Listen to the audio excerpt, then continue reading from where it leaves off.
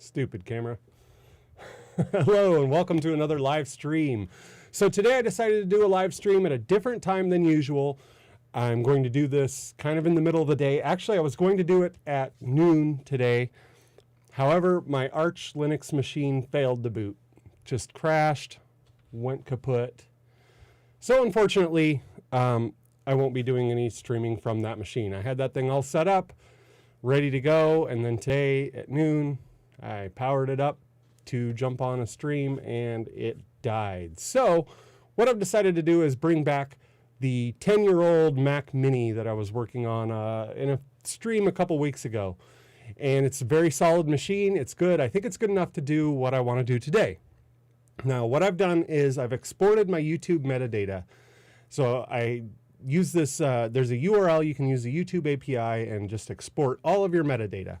And what I want to do is take that metadata and build some Hugo pages in Hugo so that I can have a web page on my website on jeremymorgan.com for every video I've done. And I also want to do this for allhandsontech.com. So I'm going to put this together today. I'm going to take this code and share it, of course.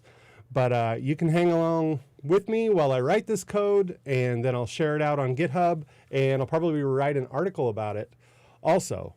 But what I'm going to do is just take this data and turn it into Hugo pages. It's going to be exciting. All right, so I've got this thing opened up here. And I'm going to arrange all of my windows here. Let's play some music.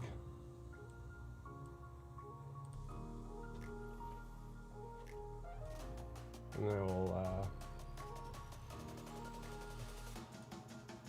get all these things organized. I'm going to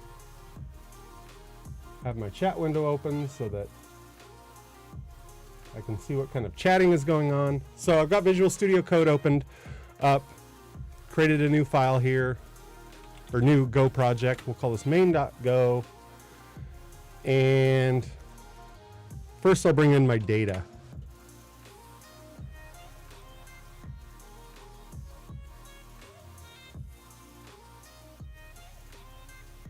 And I'll show you what kind of data we're working with here.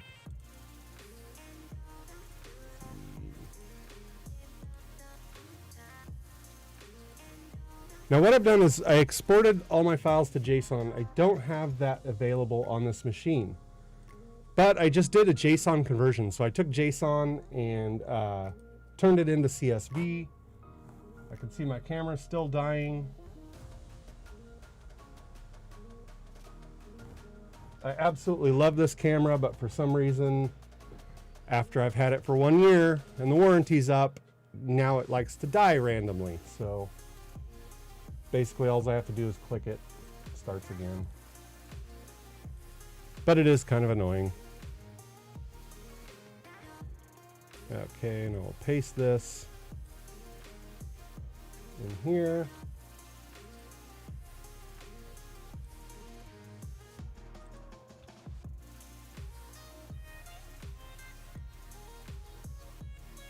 YouTube Hugo, data, paste. Okay, there's my videos.csv. So, as I said, I took all of my YouTube data and exported it. Then I chose a set of videos because I don't want to put all of my YouTube videos on the channel or on the blog. So I basically picked out some of these videos. And then I added my own field. So I have the E tag here. I don't know if I'm even going to use the E tag. Probably not. Then we have the video. And this is the video ID that you would append youtube.com/v2. We've got the date that I posted it. Not sure if I'll use that. And then I added this. So I added a category for each one. So I have programming, Jamstack, Linux, Windows M1. I just added this in as a column so that I can break it out into different folders, different sections of the website. So that'll make a little more sense once we get it going. And then, of course, we have the title, which we're going to have to do some filtering on some of the title stuff, the description, and then an image. And this image is basically like the thumbnail image that YouTube gives you for each video. Hoping this looks okay, and I may not even use the thumbnail image. I don't know yet. Might just embed a player in each of those. So basically what I want to do is I want to go, so you can go to jeremymorgan.com/videos/Linux/how to install Arch Linux and Windows and find that video through my website. And I'm going to see if I can find that command that I used to get the JSON, if people are super curious.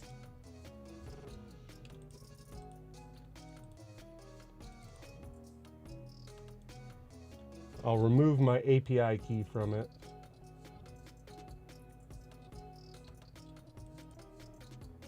It's tutorials. Somewhere in here I have it written down.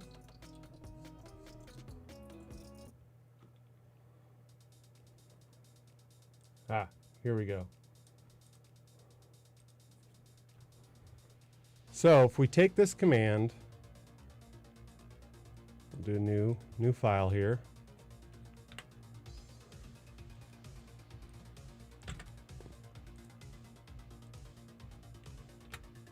And basically go to googleapis.com/YouTube/v3, search. In the key, you put in your API key.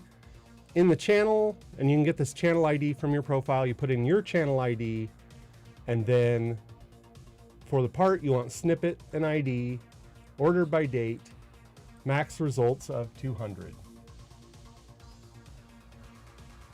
And I'm going to stop recommending the Alpha 6600 to people because it's, yeah, it hasn't been great. I mean, it's great image quality, great videos, great all of that stuff, but I am quite frustrated with the fact that this camera is not getting hot, but it's shutting off. Like, I can feel it with my hands. It's not getting hot at all. It just decides to sleep on me once in a while. So if you want to do something like this, you can run this, and what I did is I ran it with curl and just had it output to a JSON file. Took that JSON, did a JSON to CSV conversion on some website online, and then took that CSV and made it what I wanted it to be, which is this. So what I want to do is parse this and make some, let's see, we'll put an output. I want to parse this and then make some Hugo pages for it. So we'll just do output, and output is going to be where I'm going to stuff those Hugo files. Now, Hugo files are kind of interesting. You know, you can do it in, they're Markdown, of course, for the most part, but you can embed HTML in them.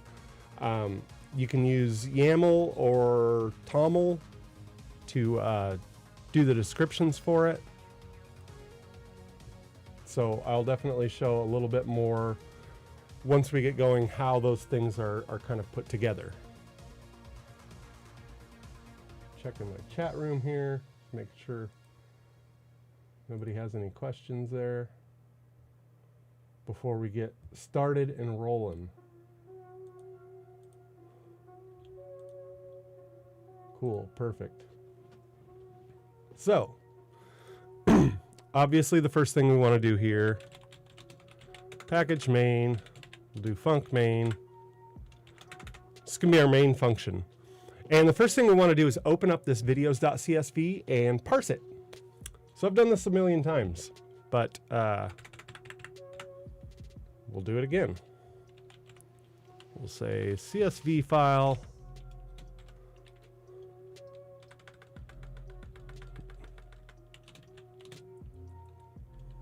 Look at that.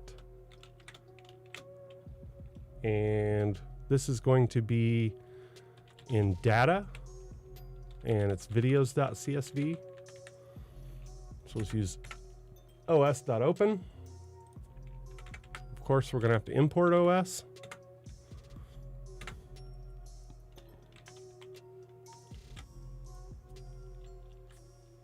There we go. And I already see that I misspelled it. That's fine. So we're going to open up data, videos, CSV.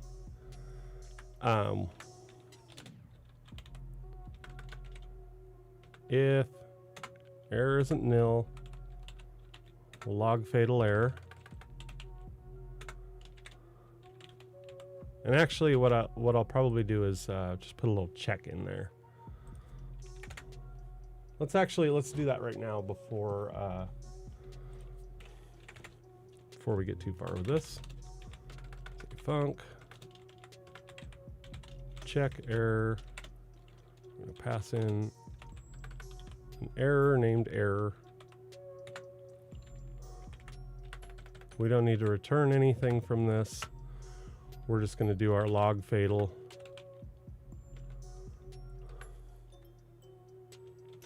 Log.fatal error.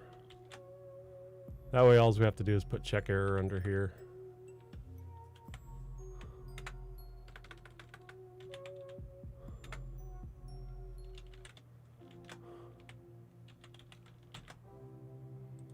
Because we're going to do that a bunch of times with this thing. So here's our CSV file. We're going to open up that videos.csv and we'll defer the close.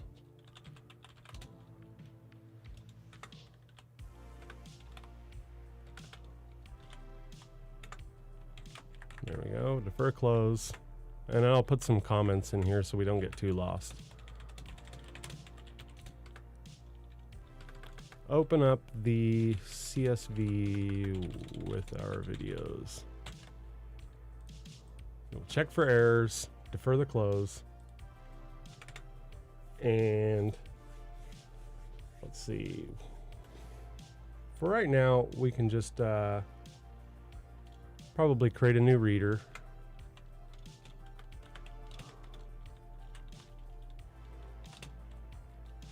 New CSV reader. From the CSV file.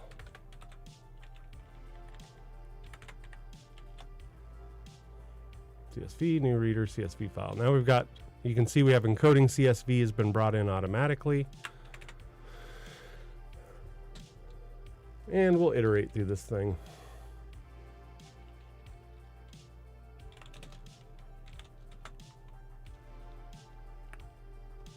Oops. Looks like I need to update Go, probably.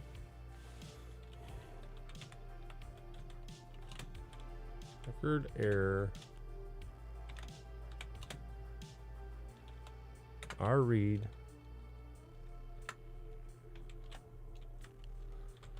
We'll do check error.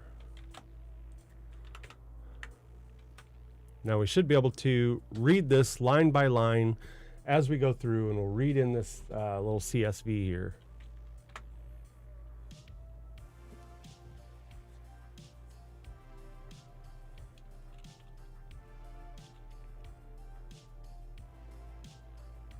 And let me check something here.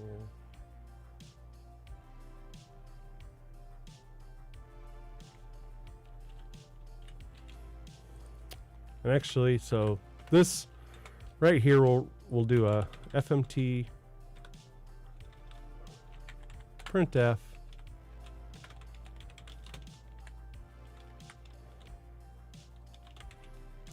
we'll just take any random record out of here and read it out. Now, one of the things we need to do, since we have this for loop going and it reads through each records, we will need to kill it if we reach the end of the file, right? So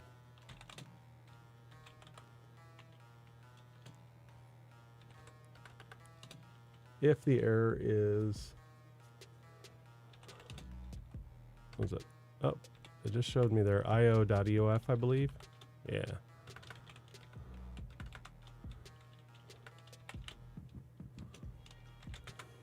And we'll break out of this loop.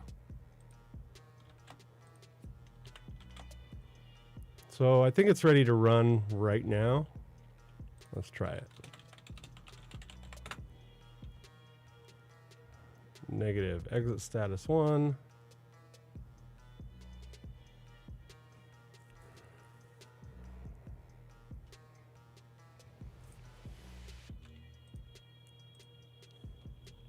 Check error.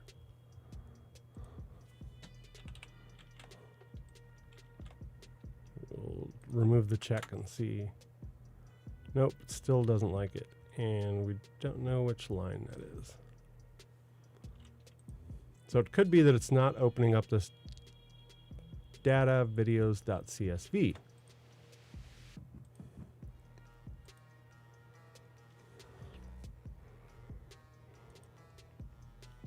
Really hard to tell where that error is being kicked off here.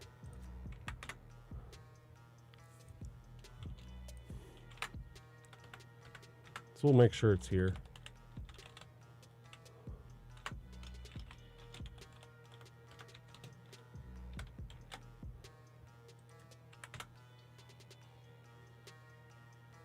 And it is being kicked off here. So, make sure I got this file name right.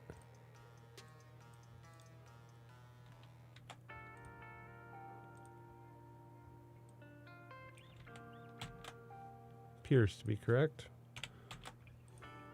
Usually I don't need to do /data like that, but oh, now it's saying open no such file or directory. So it is opening the file. It's just having a little problem with that record 1.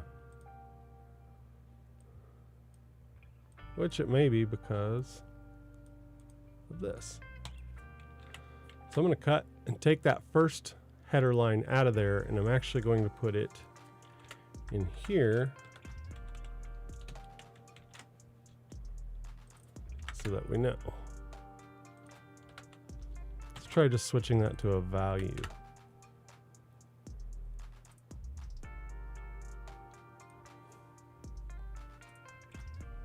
All right, let me try something else here. I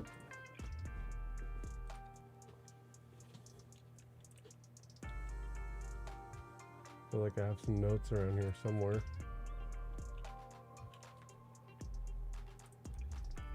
OS open, CSV file, reader equals C. So record error, read.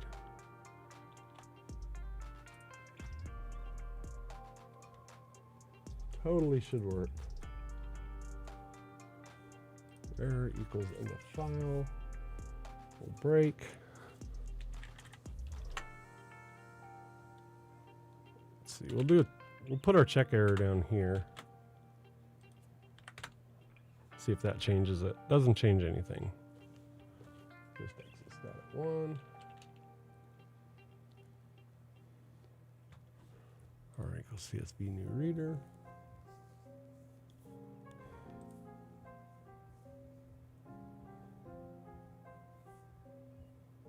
Error R read. Okay, let me check something else here.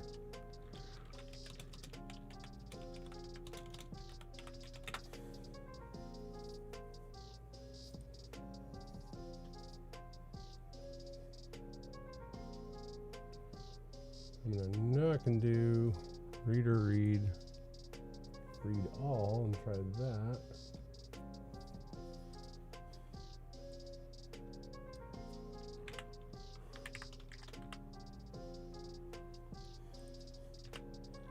Okay, so we know we're able to open the file.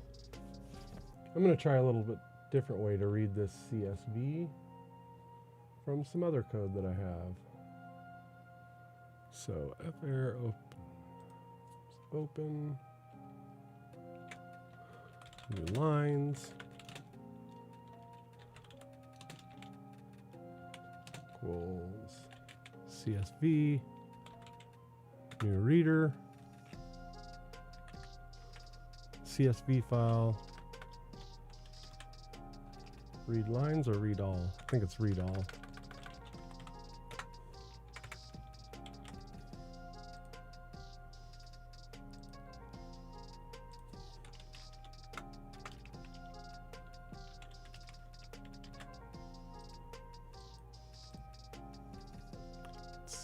Encoding CSV.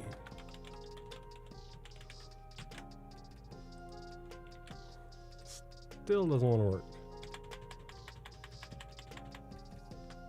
Yeah, encoding.csv. Should absolutely work. Let's see what the error is here. New reader not by CSV.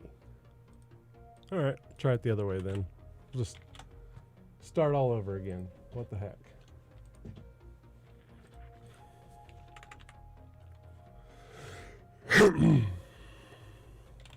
do another for loop.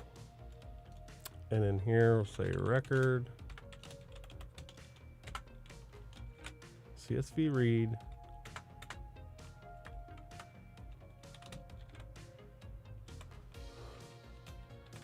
if error equals to end of file, we'll break it. It still doesn't want to include that encoding CSV.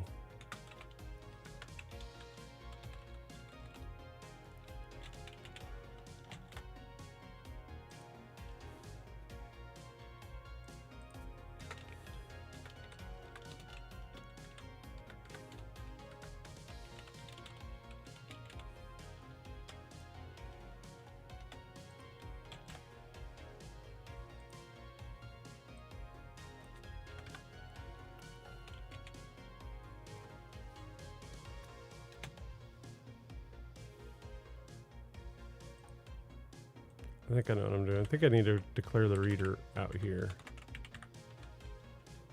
That's what I was doing before.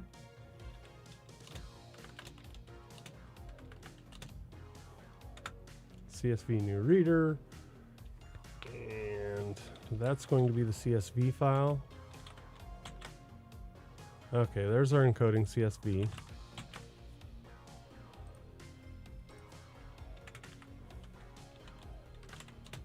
Now we need to make our read do its thing. So pass that out to a record and an error.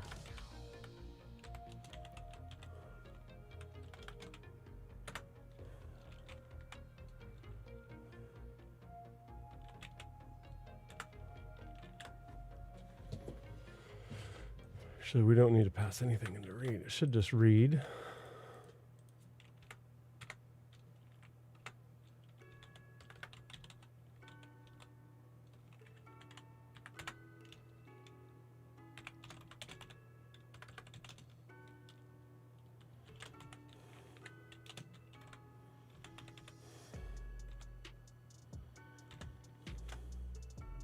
This looks good.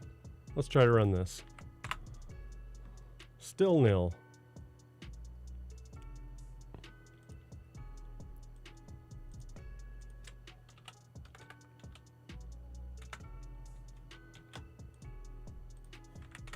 Get a little bit more out of there.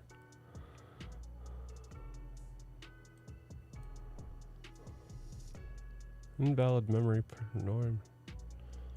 Null printer dereference.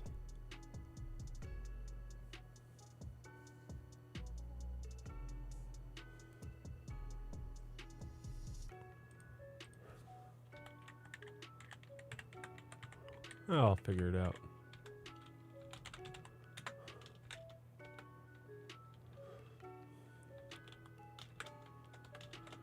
I've done this a million times, that's why it's kind of silly. Okay, it doesn't like... Oh, it's throwing an error when I run the error. That's great.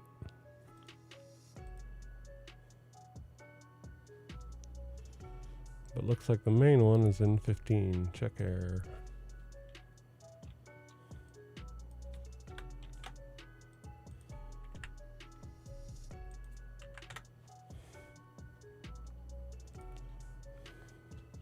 Okay.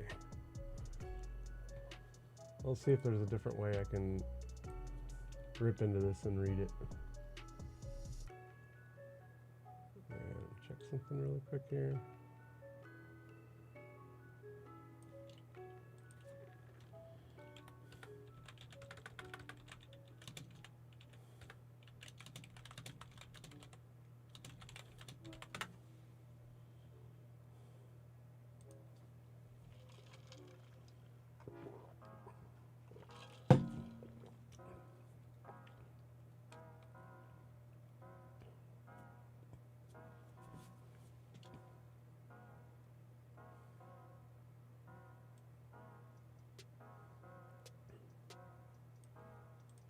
And I'm just going to copy and paste this code from somewhere else because my usual way of doing it is not working.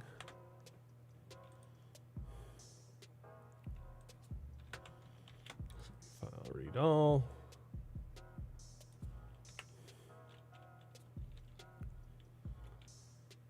And this one should be...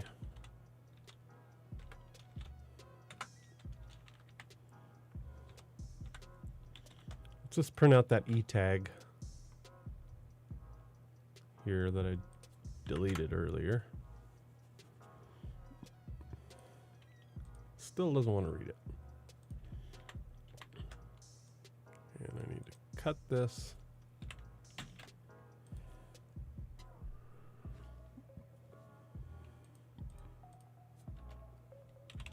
And put it up here for my notes for later so I know which column each of these things exists in.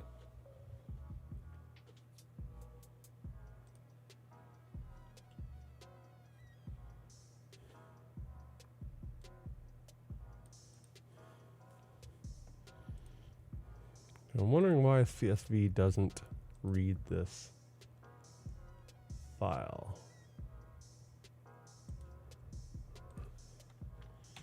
Usually the CSV reader is pretty solid, so I'm imagining that's something that I'm doing. That would only make sense. Go run main.go.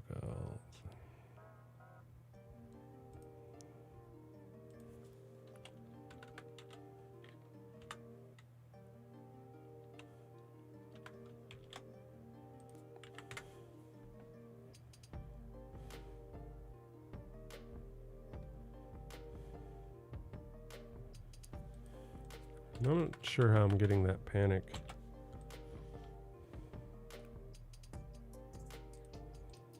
Line, range CSV lines, which is going to be the read all.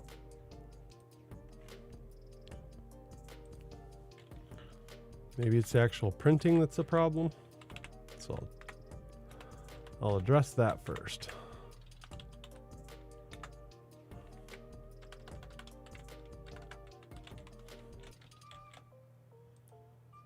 Now we're not exactly using line, but we could say our test equals line.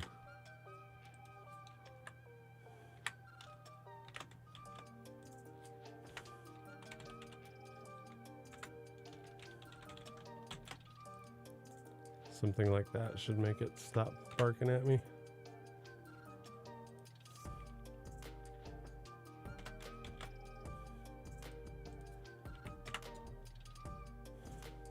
Nope. It's not in the printing part of it.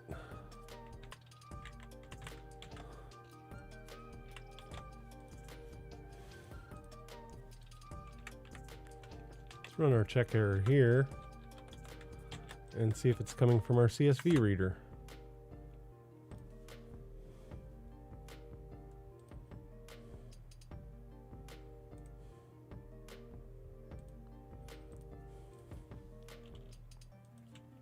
Try something here really quick.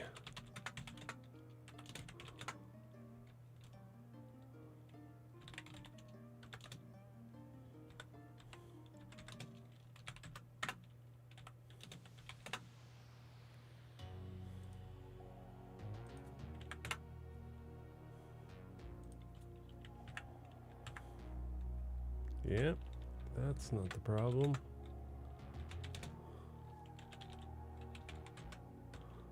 Go down here.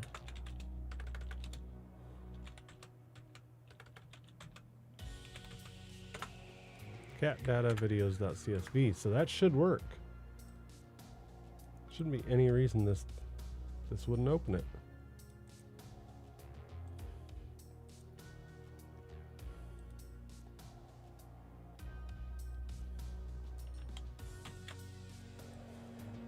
Wonder if I need to backslash it.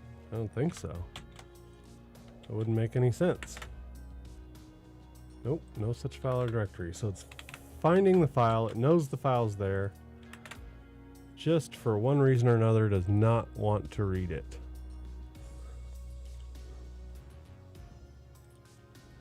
Let's see if I got some kind of office program here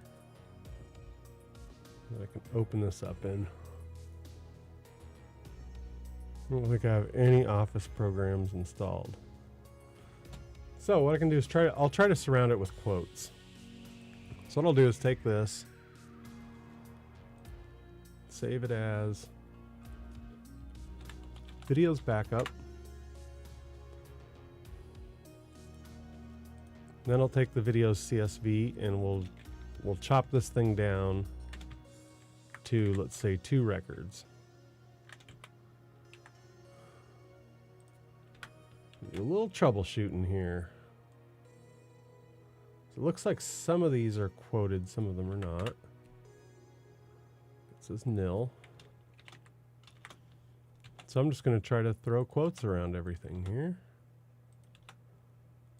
because maybe it needs that in the file.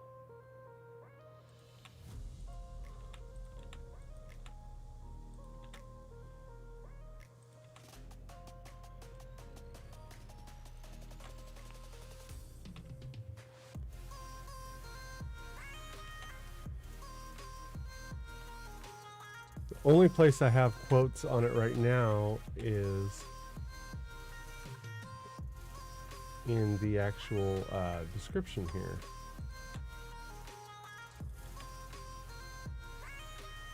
So now I'll surround everything with quotes.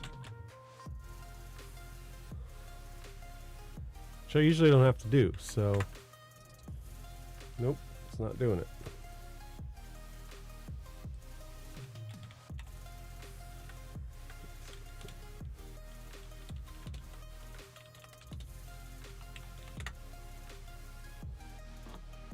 And once in a while when I'm on here coding, someone in chat jumps in and says, here's what you're doing wrong.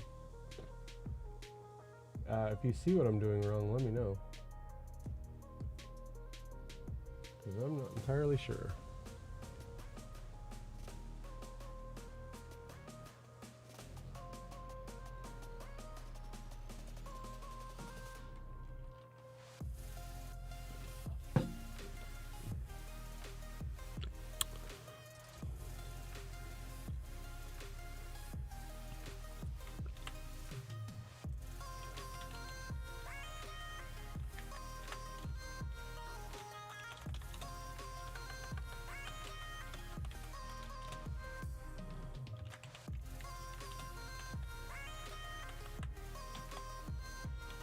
Try to make that error look a little prettier. Same thing.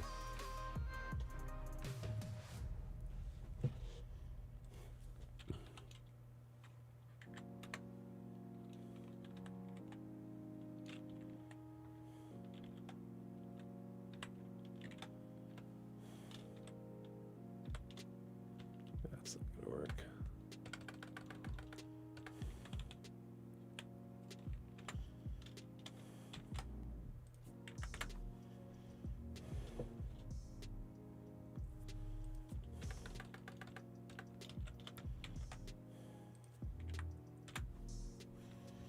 So what kind of possible errors can we get? Let me look it up and I'll see what kind of possible errors we can get from that CSV reader.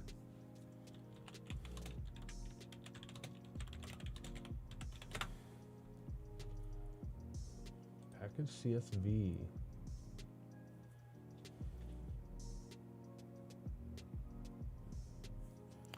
And I'm going to undo what I did here,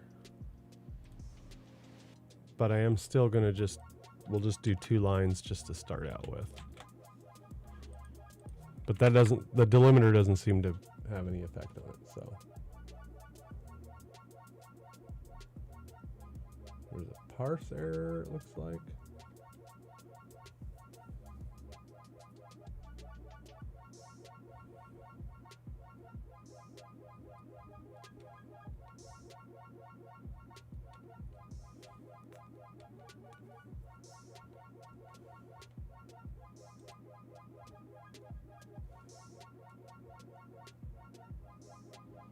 Yeah, and everything I'm seeing here looks like I'll take it right from the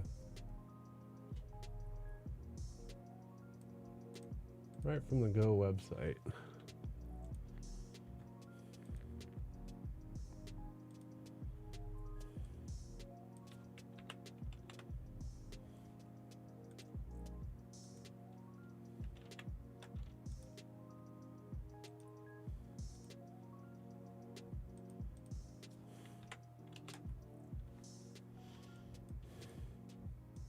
Strings.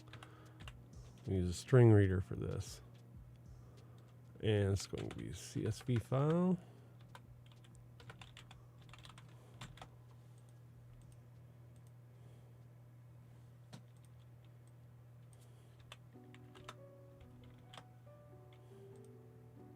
Is that only going to use a string?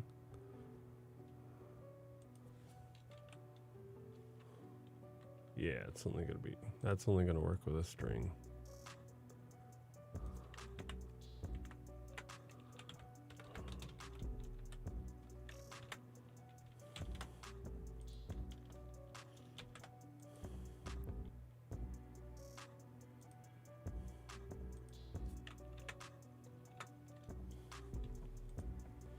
So let me go back to my notes here, see if I can figure this out.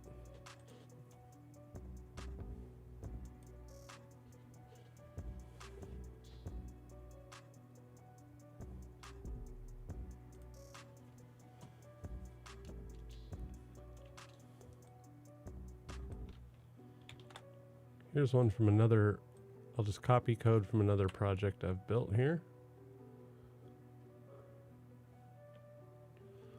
os.open data/videos.csv check error.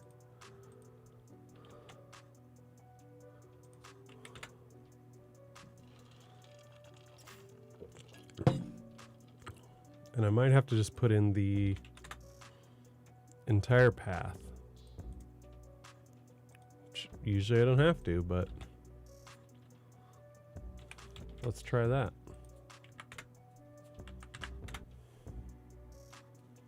Still the same thing. So it really does not like my videos.csv at all.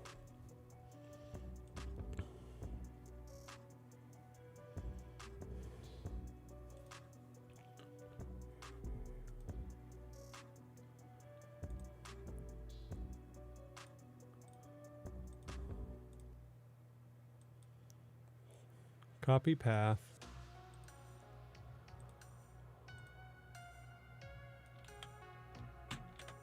Path is exact, but OS open will not open it. Let's make it 777.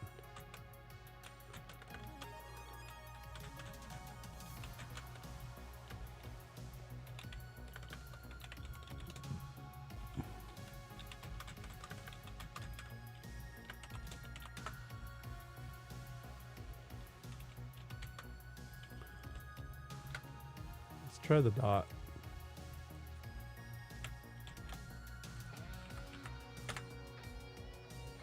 Nope.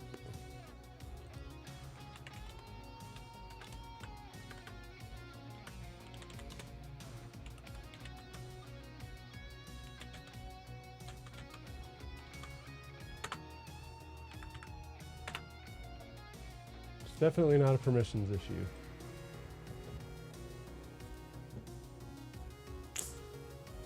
It is just not opening this file.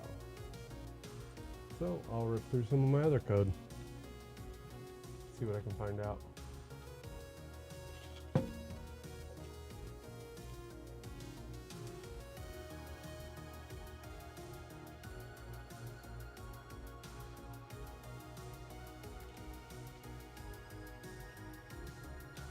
Because I know I have this in other places.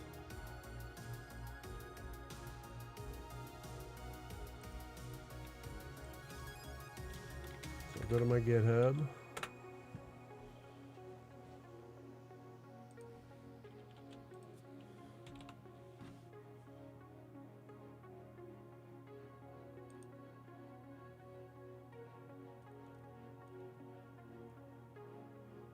Interesting, maybe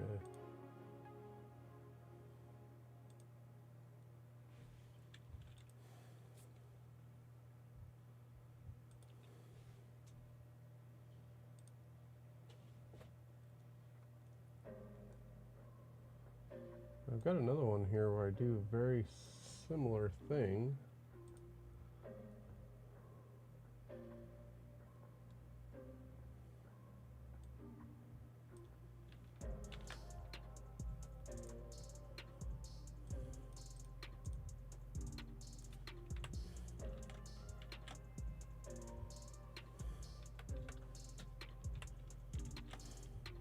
And this just doesn't work. Okay, not running an ancient version of Go.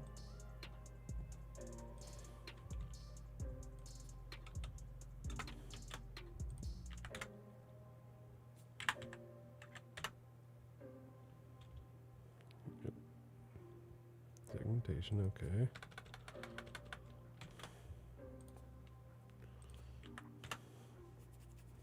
Let's look for the different kinds of errors that OS Open puts out. And we'll check for them.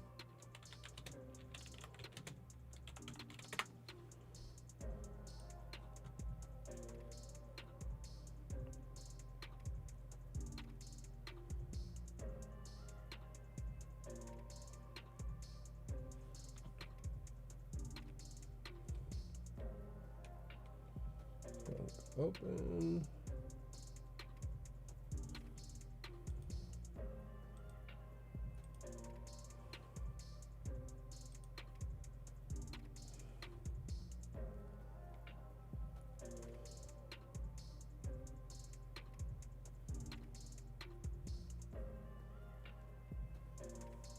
Let's see, we've got OS path error.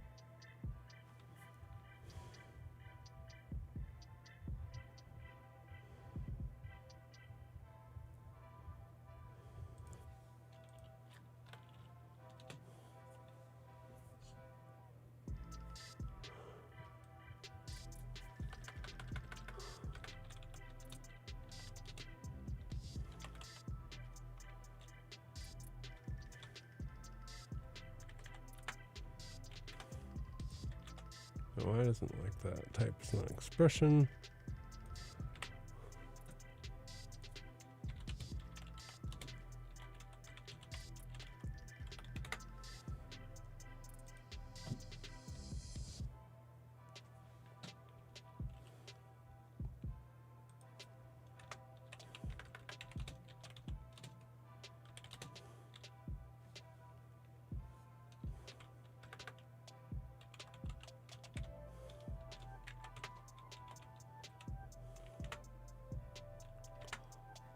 Okay, that's it. Good.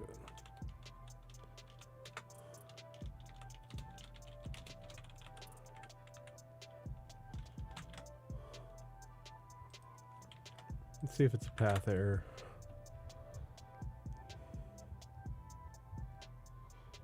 Error is nil, so it's just nothing.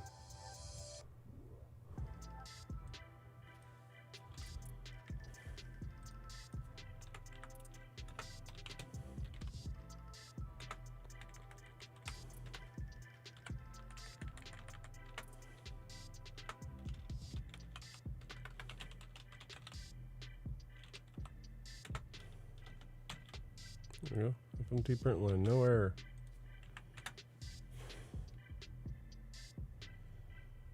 Yeah, the error does come across nil. So for now, we're not going to use this check error.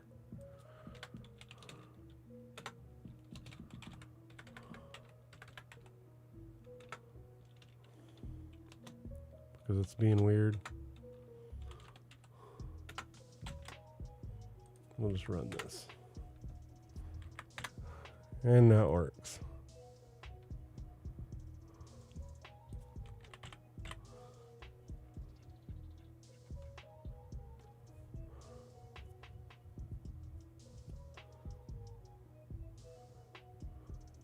Yeah, it's very odd. When I pass it to check error, it passes it in nil.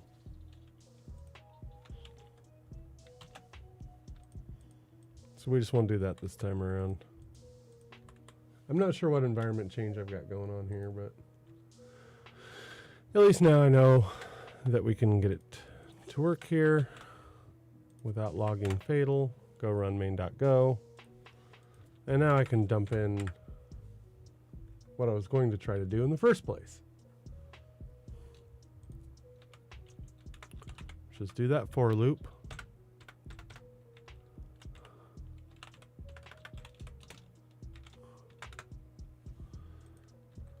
In that for loop, we're going to do record.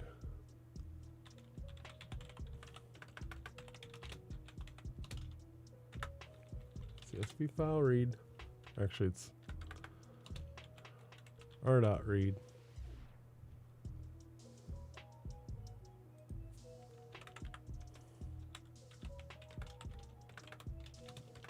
Oh, I'm doing great today.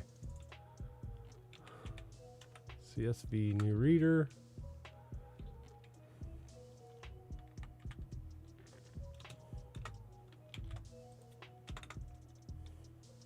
Let's copy this out of here.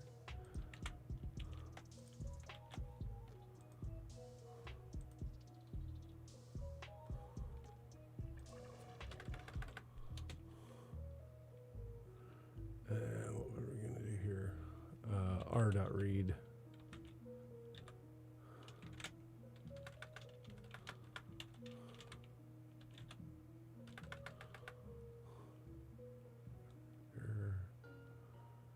Yeah, r.read.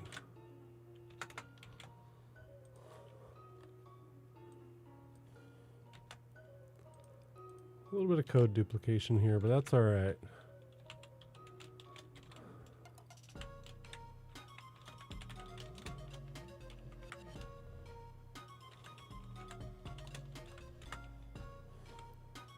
Let's read the first record in that.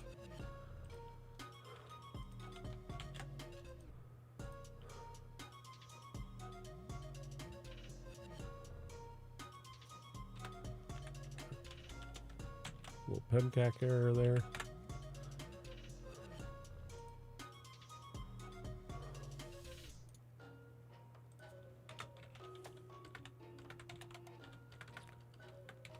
And this is encoding CSV.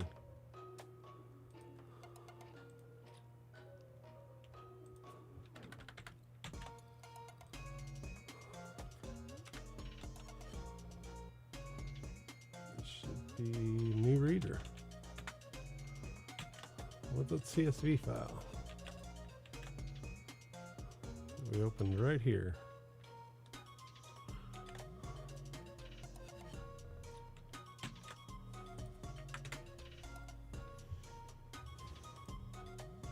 Oh, that doesn't return an error, so remove that. All right, so now we're reading out some records here. We'll put a return in there so you can see it. There we go. We've got 2 records. Then we've got end of file, which throws an error, so we'll just drop that in here.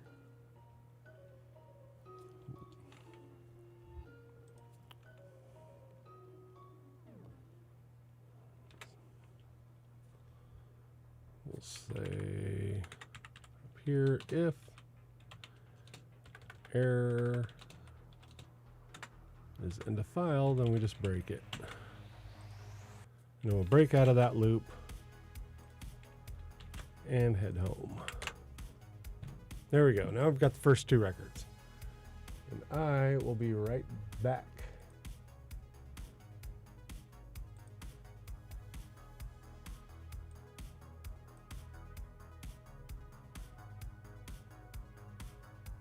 Check something real quick here.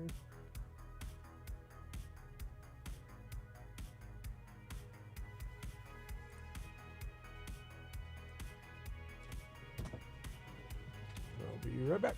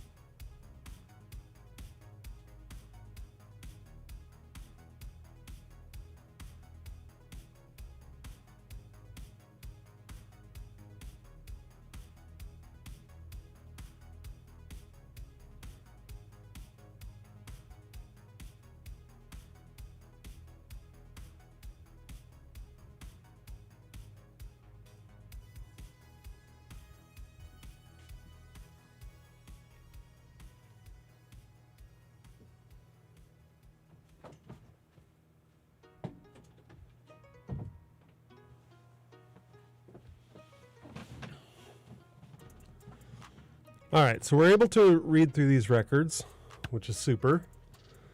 And I have a guide up here of what the records are. So we have e-tag, video, date, category, title, description, image, blah, blah, blah. So what I'm going to need to do is I want to create some file names and output here. So one of the first things I'm going to want to do, and I'll add a comment in here. I'll call them directories since we're in Linux. So I want to make sure that these are created. And so probably the easiest way to do that, and we'll do that right when the program runs.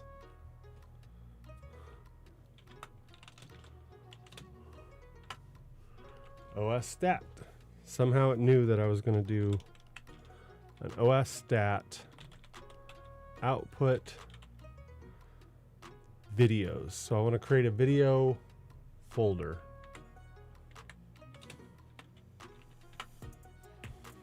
We'll throw an error if they're not created.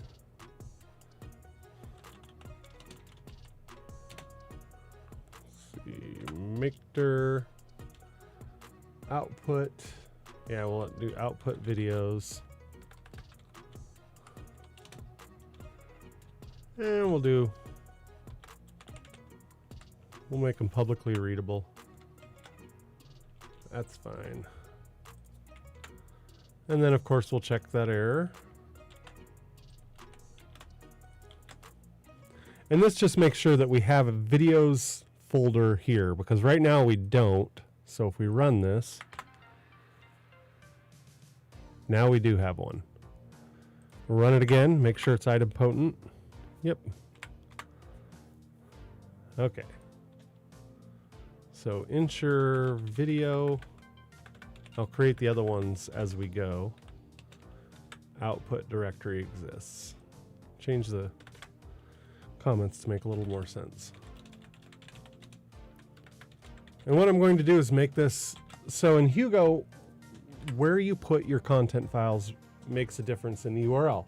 You can, of course, specify the URL in your string. Holy moly, my camera is blurry. That's fine, there we go.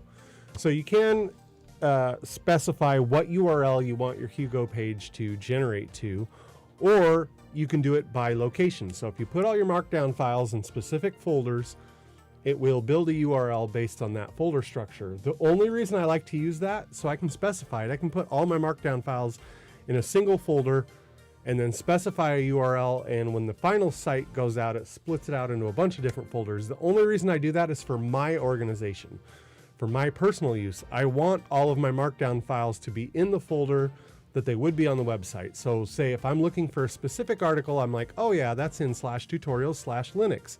So I can go into content /tutorials/Linux and find it, instead of having just a single folder and have to scroll through, because I've got like 250 articles on my website. So I have to organize them in a way that makes sense when I go back to edit things, which I seem like I edit things all the time.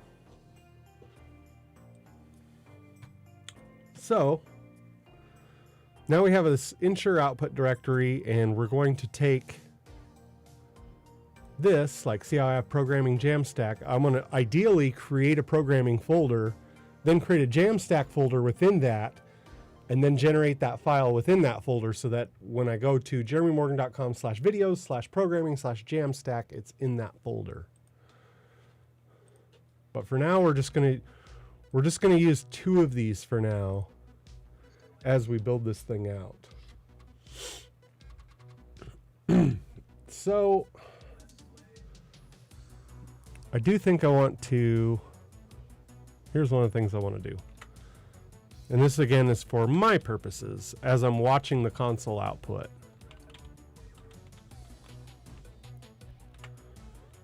FMT print line.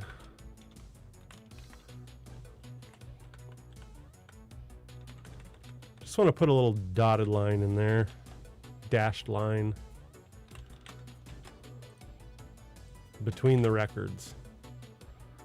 That way it just kind of delineates it a little bit. It's a little bit easier to watch as I'm sitting here staring at my console window when I generate these things.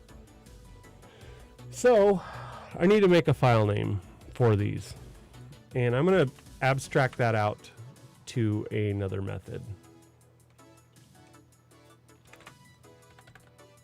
to make that file name. So we're going to call that make file name. And yeah, for file name, I guess that would be a string. So that'd be the first thing. It'd be a title, because I'm going to make it from the title. So title of string. What else am I going to need in here?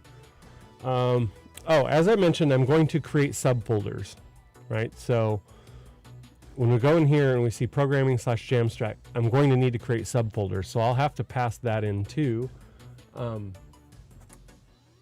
And I guess we'll just call that category for now, because that's kind of a category. String. And what I will do is just take this title, I'll lowercase it, I'll replace all the spaces with dashes, add a markdown to the end of it.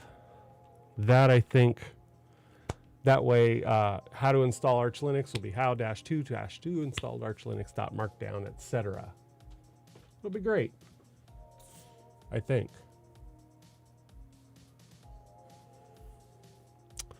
So I'm going to want this to return my file name as a string.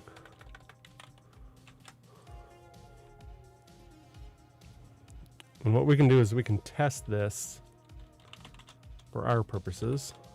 We'll say printf and say title is /s title.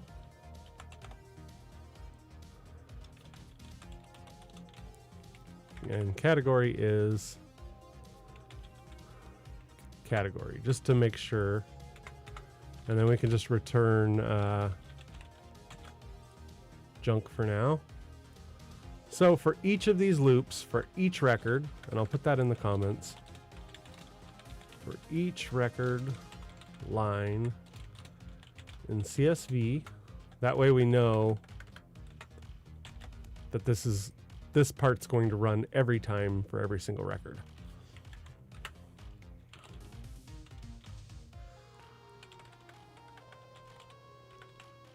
Ugh, I cannot type today.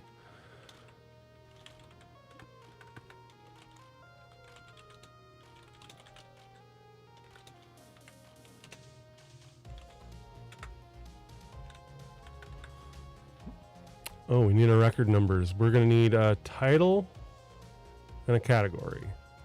So 0, 1, 2, 3, 4. So that's going to be 4 and 3.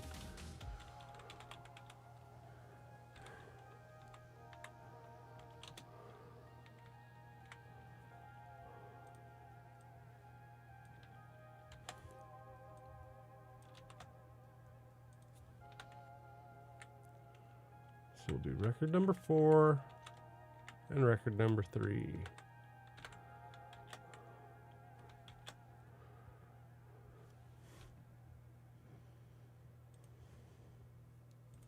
Oh yeah, I gotta put the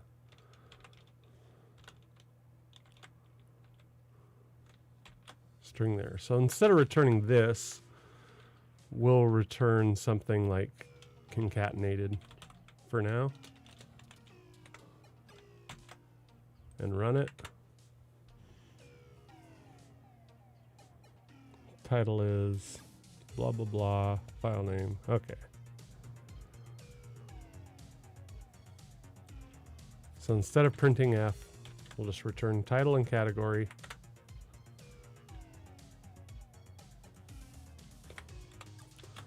I'm always forgetting that /n to kind of format things and make it look nicer. There we go. File name will be, let's do some Jamstack. In programming Jamstack, this one's going to be Ubuntu Linux, and that's going to be Mac/Linux. So I need to do some filtering here. And we can do a string replace. So let's just create a title or a file name.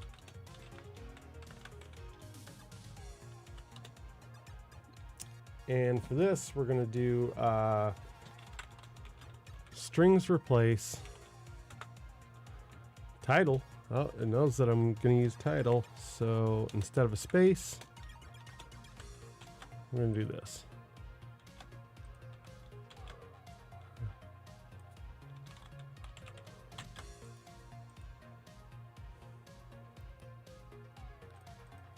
Just add strings here. Nope, just strings. Doesn't recognize it. Strings. Maybe it's just string. What the heck? Pretty sure this is strings.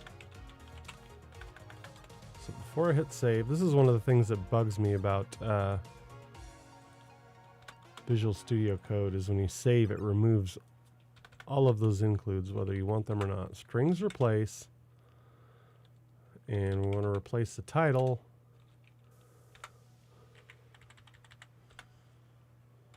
We want a space with a dash.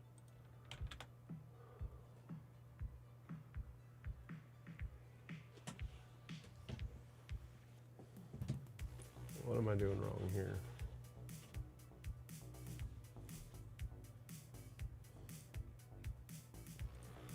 This thing is behaving so weird lately. I don't do a lot of programming on this machine. The last time I used this machine was when I did that test stream. And I'm finding a lot of things that are just a little bit different. And I'm sure it's a configuration problem that I have. Title, we want to replace every space with this, and we want to replace all of them.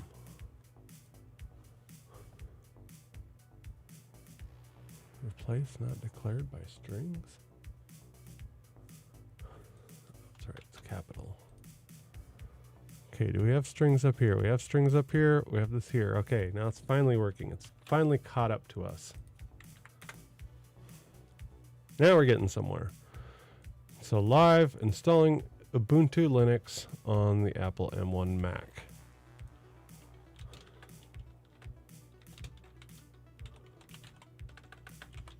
See, we're getting somewhere here. This is what our file name is going to be. Live installing now. Of course, I've got to remove that colon. Actually, instead of this, we're going to use strings replacer because there's actually a lot of these that I need to replace stuff with. So I'm going to do that. So up here, replacing the spaces is fine. I'll probably leave this strings replace in here. But here I'm going to do replacements equals, we'll do an instantiation of strings, new replacer. I like new replacer. There's a performance penalty, but that's okay. And here we'll do space. I do believe you have to put a comma.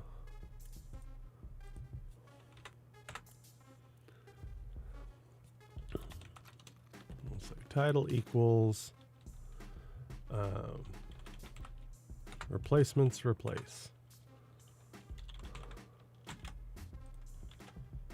There we go. Now we shouldn't need this. So we'll say file name. Those replacements replace.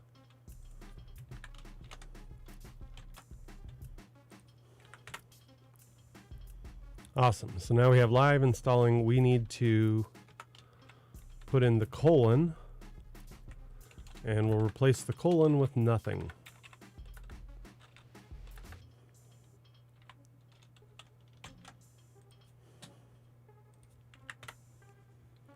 So a good thing here to do, I'm seeing some other stuff, like we've got hashtags we've got to remove. We've got apostrophes. Quite a few things that are going to need to be removed. So let's work on this replacer here and get this thing going. The first thing I'll do is I'm going to dump all of these back in so we can just eyeball this, you know, and just eyeball it and see what we need to replace to make this a real file name. And one of the things I will do is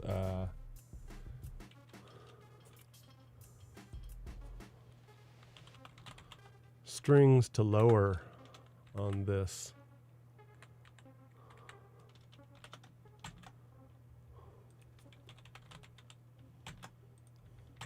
I think I can pass that in there. Strings replace title. Or it's right, it's replacements replace. Because I do want these all to be lowercase. Okay, perfect. And instead of printing out the record, we'll just print out what the file name is going to be. And I'll start looking through these, seeing what I don't like, and removing them. First off, let's clear, run it again. First off, I don't want the hashtag. So let's add the hashtag to our replacements.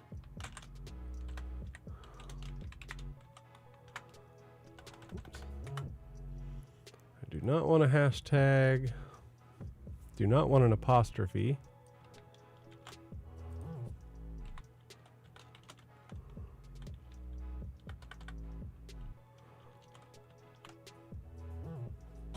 Camera went out again.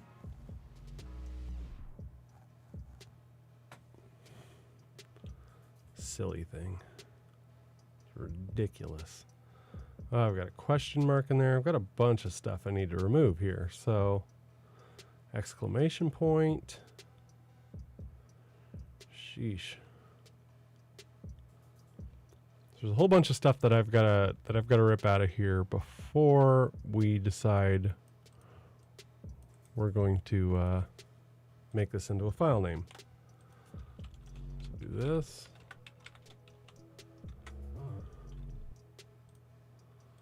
And we can just run this as it is. We'll see how far we've gotten.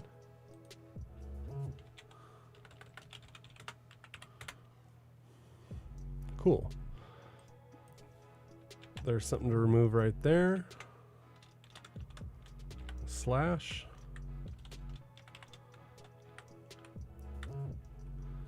Suppose I could put a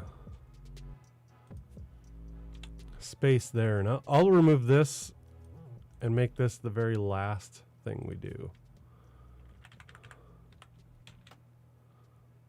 So for now, we're just going to remove some of the things like these. Let's see, we'll remove this.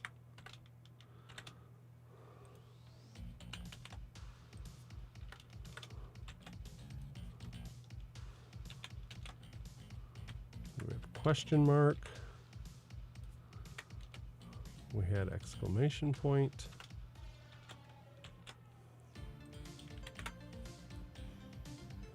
All right, we're getting a little bit closer here. Now we're seeing this, this dash.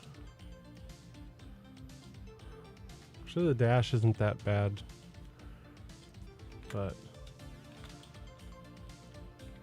since it has a space on each side, we'll just replace that with nothing.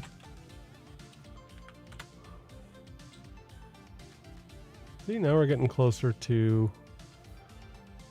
actual file names.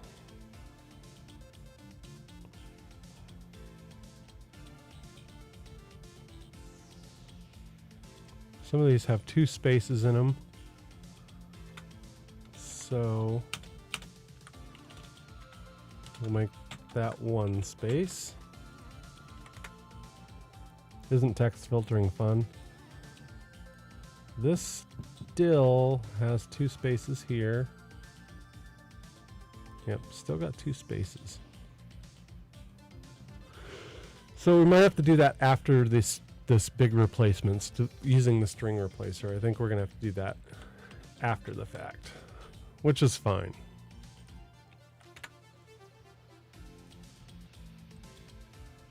And if you have any questions about what I'm doing, feel free to jump in the chat. I see we've got about 15 people watching. So if any of you watching are curious about what the heck I'm doing, and if I'm doing something that's a little confusing, feel free to ask me questions about that. So I'm gonna take this out completely, as well as this. And that looks a little bit better. We still have some double spaces in there. Isn't the end of the world. Check this guy.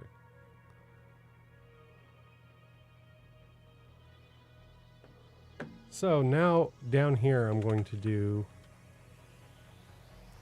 replacements, file name, strings to lower.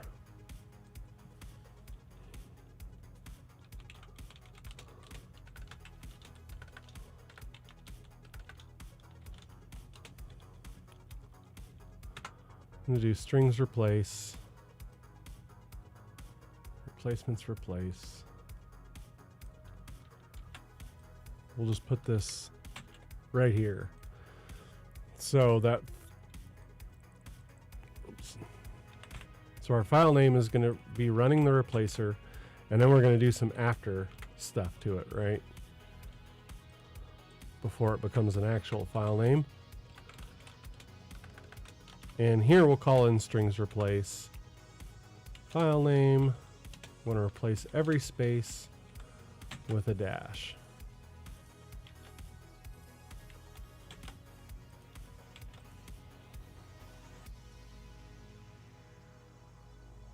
Oh,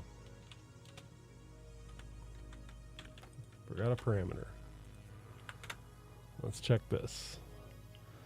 Now these look good. All of these have, oh, there's 2 dashes. We can't have 2 dashes with Hugo. You can only have 1 dash.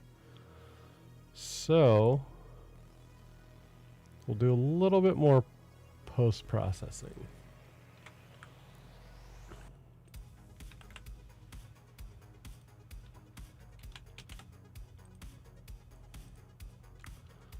So we'll say anything with 2 spaces will also be replaced with a dash. Let's see if that gets rid of our space problem. Setting up. Ooh, there's a dot. We cannot have a dot. See, the more I run this thing, the more I see what we need to add. Can't have any dots in this.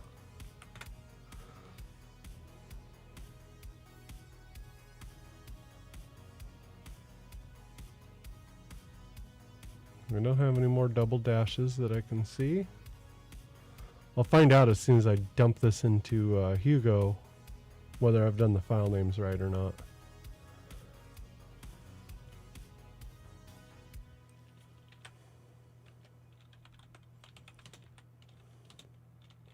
And we'll do strings to lower just because I want to. Have them all lowercase. I'm probably spelling it wrong. Oh, capitalization was wrong.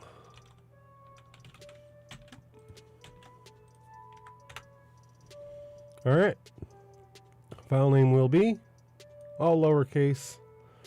Replace spaces with dashes, and then this will become our URL. Perfect. And I will be right back. Just 1 minute.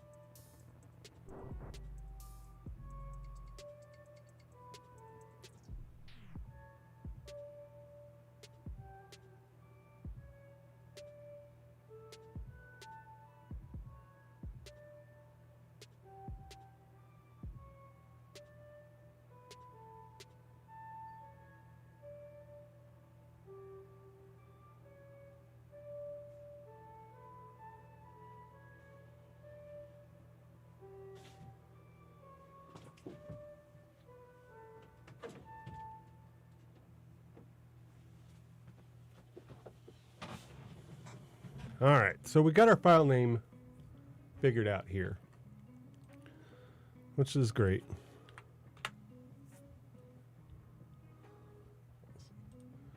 I'm going to make sure and check that I'm still on the right playlist.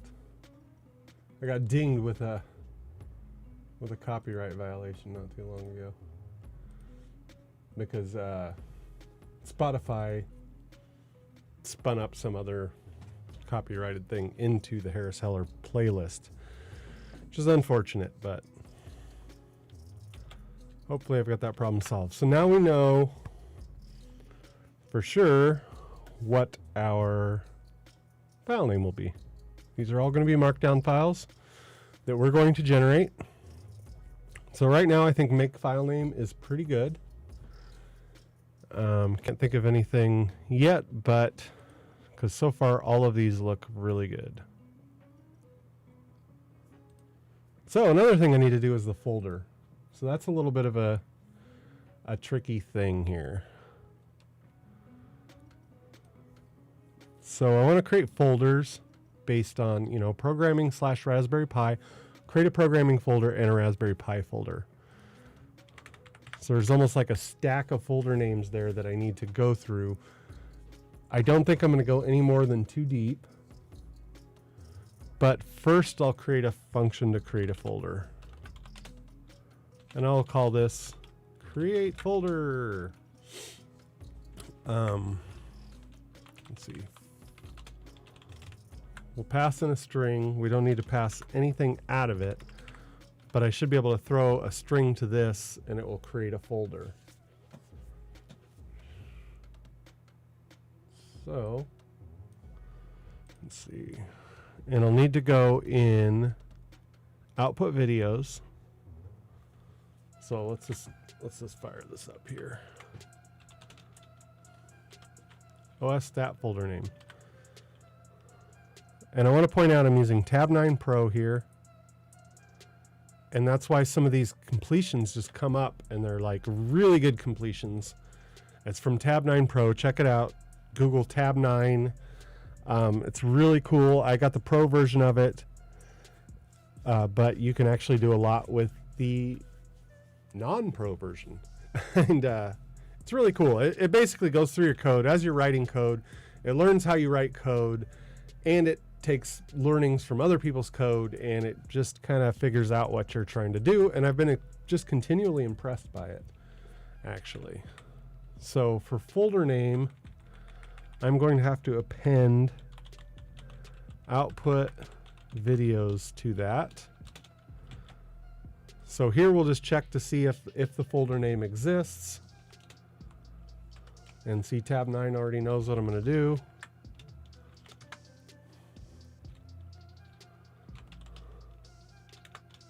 I'll put a little print line that says folder doesn't exist. Creating. So if we're in here, the folder doesn't exist. And in here we can just do, will it be make dir all? Yeah, it'll be make dir all. Folder name 077. That works for me. And once again, I'm going to fix this check error thing. I think I know what I did wrong here. I think I just need to put in a check to see if it's nil, because it's going to pass it no matter what, right? Let's say func. Just really don't want to repeat that stuff over and over.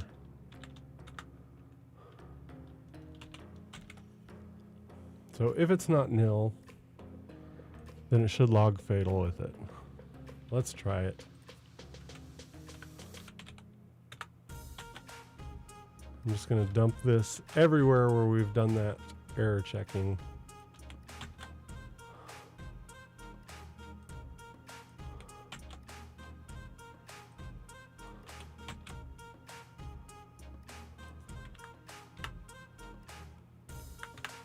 Okay, so now I just have to do check error. A little less code duplication. Now remember, we're just printing out the file name right now. We're not actually making it. We're just printing it out. So let's see. We've got create folder that will need to be called. If the folder doesn't exist, it's going to create it. This should be idempotent, so we should be able to call this, throw any kind of a name in there, and we can do that in make file name.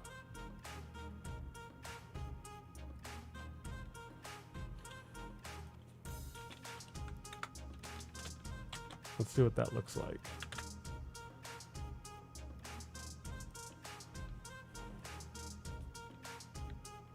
Oops, that would be the wrong place. Category plus file name will be Linux.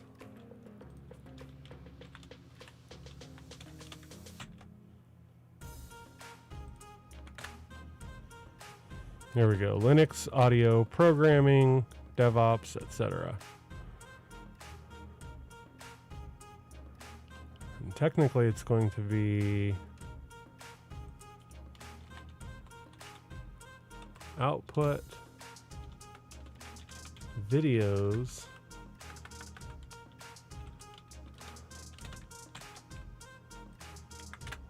so that's what our final file name is going to look like right there. Output/videos/Linux, setting up shares with Samba-CentOS Markdown. But we do need to create this folder, so I'm trying to think of a good way to do that. Because with this one, with Linux, it's easy. If we take category and say Linux, then we can just say make folder Linux, but they're nested, right? So it's programming Golang, programming Raspberry Pi. Some of these are nested, so I can't just send that single like audio and have it make an audio. So I'm going to call this make folder stack.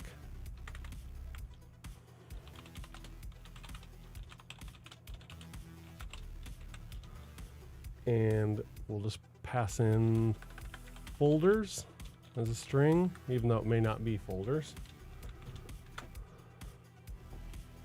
And I'll use this, so we'll pass in the string to this to call create folder when needed.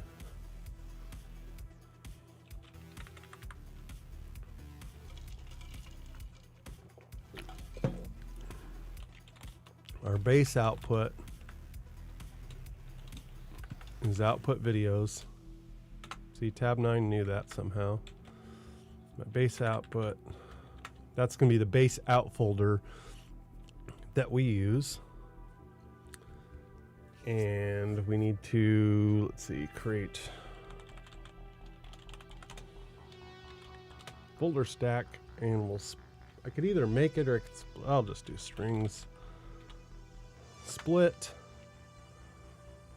folders. Check it out. No, I'm pretty sure that's capitalized. Okay, so now if we have, let's see, if we have I'm not going to make this more than 2 deep, so I can say len if the length of the folder stack is 2 deep, then I could call create folder on the first one. Yeah, create folder. Folder stack 0. So basically, if we've got 2 of them, right? So I have programming and Golang here. So what I could do is say create folder named programming, which will call back to create folder. If programming doesn't exist, it'll create it, and then do another one, create folder plus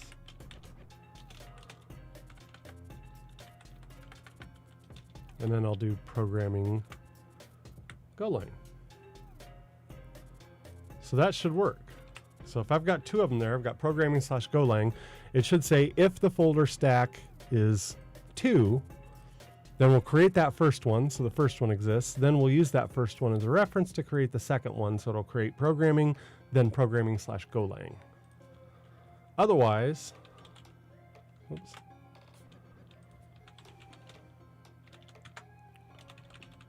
We're just going to do create folder with the original one. And I think this will work. No promises. Oh, we don't use the base out,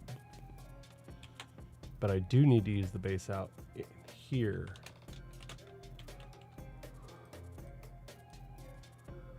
I'm not sure if I think I need the trailing slash for this.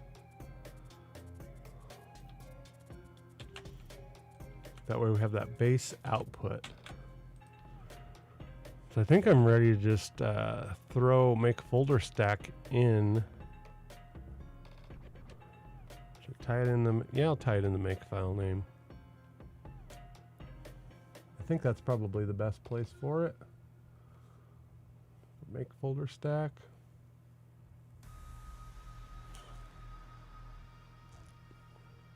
Actually, we'll just put it in the main part of it here. So file name will be, we'll do a make folder stack out of, which record was it? 0, 1, 2, 3. Now if I run this, we'll find out really quick whether it works. Folder doesn't exist creating, it says that, and look at that. Over here in our output, now we have audio, DevOps, Linux, programming, oh, and there's subfolders, programming.net, Jamstack, Raspberry Pi, video, and in Windows we have M1, so that worked. Ta-da! Awesome. I'm happy about that. I wasn't 100% confident, in case you couldn't tell, that was going to work, but it did work. So basically we pass in 2. If at some point I decide to nest it 3 deep, it's super easy to change. We can just add another conditional on there to check for 3 deep. But since we're only doing 2 deep, then this should work. If it's 2 deep, create that first one, then the first and second. Otherwise, we just create one and we create them all in this little output videos. Let's run it again just for the heck of it, just for fun. Ta-da! All right.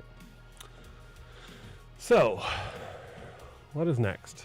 Creating the actual file. There'll be a little bit more to this, for sure, but I need to create the Markdown file for each of these.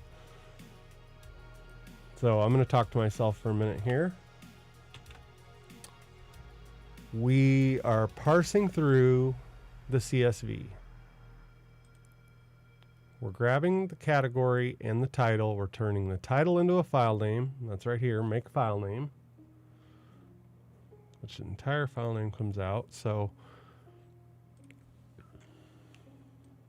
let's abstract this really quick. Say cut. We'll say final file name is going to be that.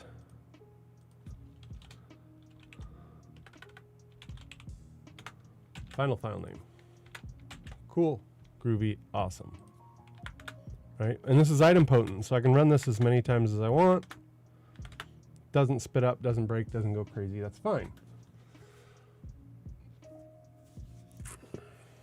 So there's a few things that I need to do in order to create a Markdown file. What I'm going to do is grab a Markdown file from my website. Content. Oh, I think here's one that might work. Open with text editor.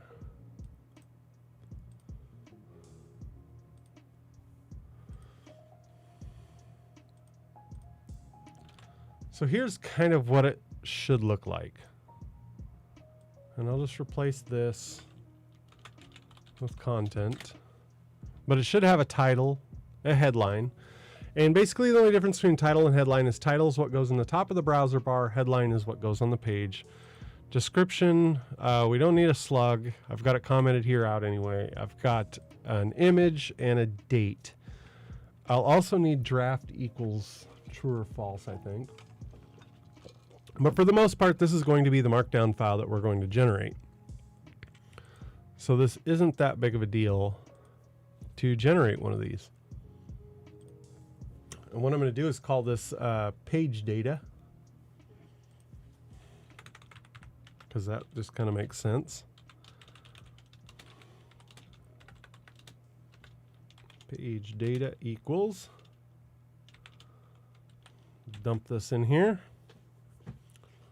Let's see, I think I want draft. Yeah.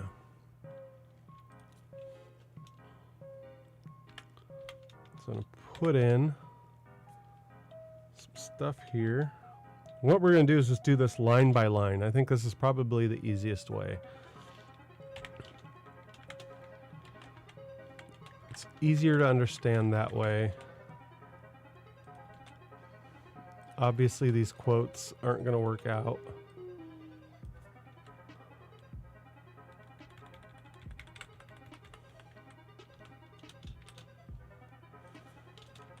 But I want to just do this line by line in here so that it makes sense to us as we're building this.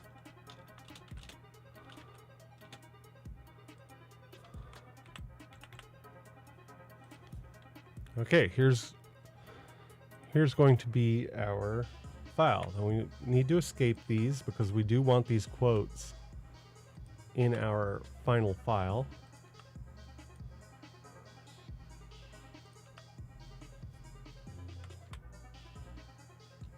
Yeah.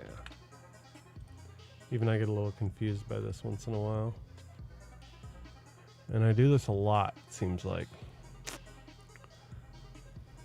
So untyped string content.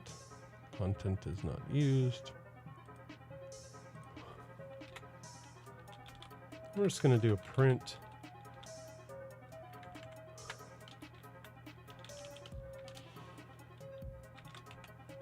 It's a string. Page data. We'll just print that string out as we go, and as we build it, we'll print it out here. Plus, okay. Run it, and you can see, which I'll put a couple of new lines in here just to delineate it. Folder doesn't exist. File name will be output data. Title live coding. Okay.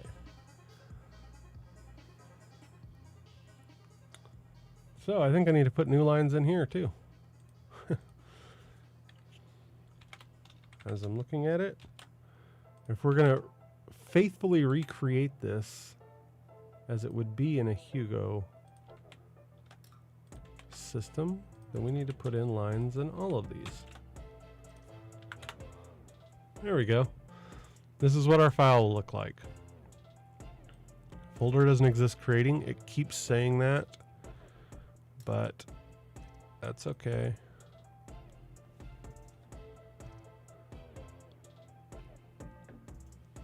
We'll do data. So let's say page.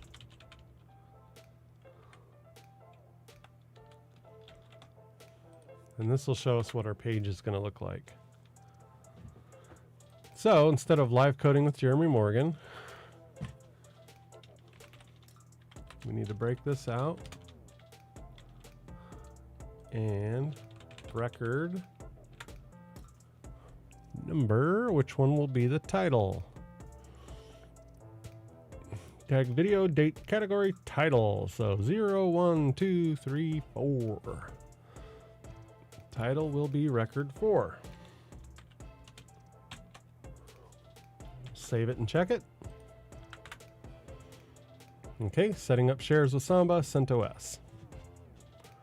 Perfect. Headline is going to be the exact same thing in this case. So I'll just jump right between here. You see that? Now we've got our title and our headline. Description, I believe, is number 5. Yeah, description's number 5. So we'll just jump in here, put number 5, and then we'll run it. There we go. How to set up file shares viewable on a network. CentOS Linux. Perfect. Image is number 6. And this is going to be that thumbnail image from YouTube. There we go. The date, I think the date doesn't really matter here too much. We'll put in yesterday's date just to make sure it gets published. I think I'm going to have to put a draft equals yes or no in there, but I'm not sure. And then our content. So the content's going to be a little tricky here. I think for that, I'll copy one of my other ones here. I'm just going to copy out an iframe from a YouTube video. Left auto.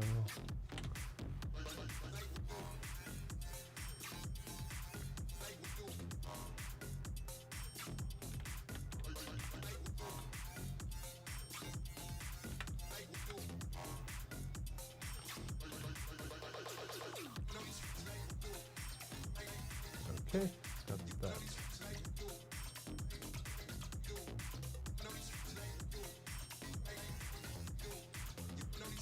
So for content,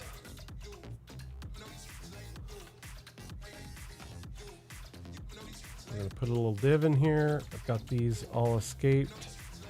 And we need that video ID. What's the video ID? That would be 1. As we go through here, we've got an iframe that loads up. We need to put it right here.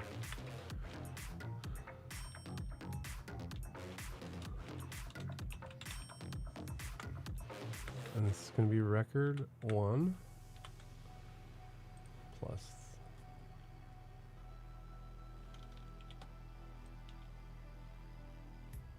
clearly somewhere here missing. There we go. See if we got any red squigglies. No. So let's run this now. And this should put that YouTube ID. So we have YouTube video player. And this is what you can copy right off the net, right off YouTube site. And there's my YouTube video ID from my CSV. And let's just check it really quick, just for fun.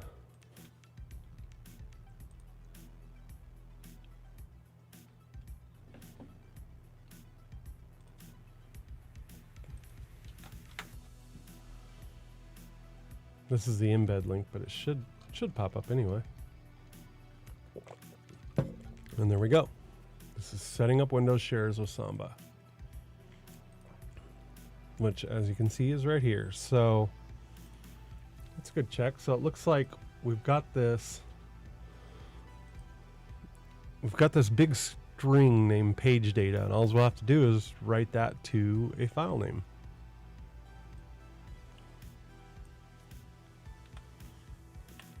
Pull this out of here. So we've got our folder stack. Here is what I'm calling it. So I've got audio, DevOps, blah, blah, blah. I think we're ready to party. So let's put this into a byte array.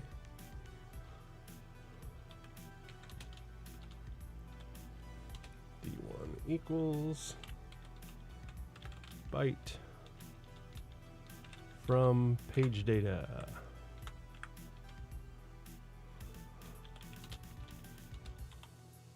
There we go. OTO write file. What did we call that? Final file name? I don't know. Yeah, final file name.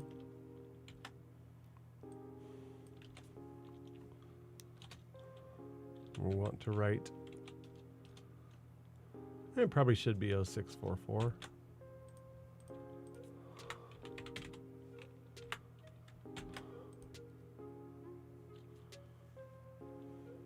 This should work.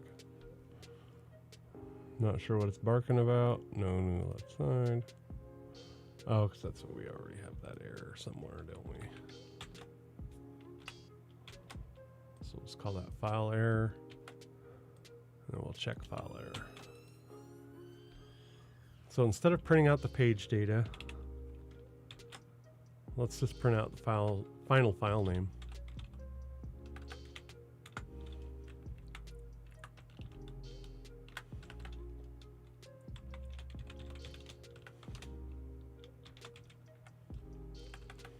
I just $S, but final file name. Create the final file name. Fingers crossed. This is the big one. Bam. Oh, looks like we've got some file names here.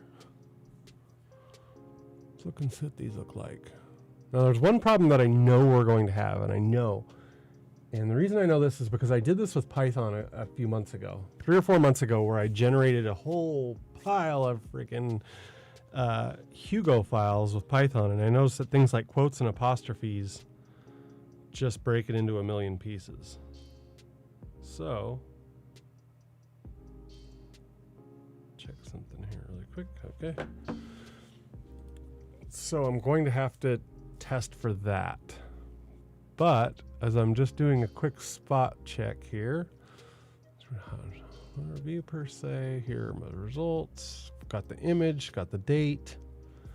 I mean, I'm almost ready to just dump these into my website and just see how it looks. Right now it's just kind of a spot check. Everything looks good. Oh, there we go. See how I have these quote marks? These will not stand in a Hugo file.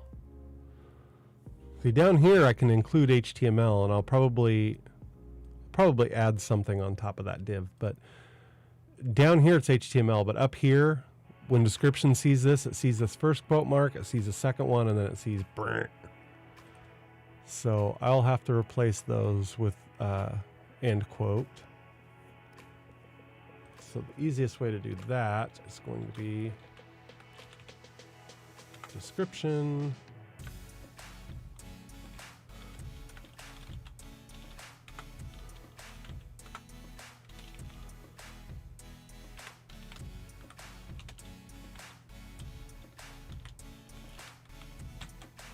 There's probably some other ones here that I'm not even thinking about.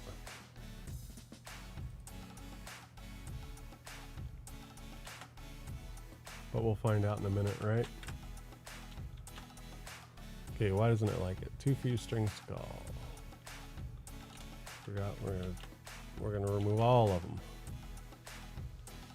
Strings replace. This is actually going to be record 5? 5? I think so. Oh, 6. I believe. Wait a minute. Now I'm confused. 0, 1, 2, 0, 1, 2, 3. Yeah. Run this again.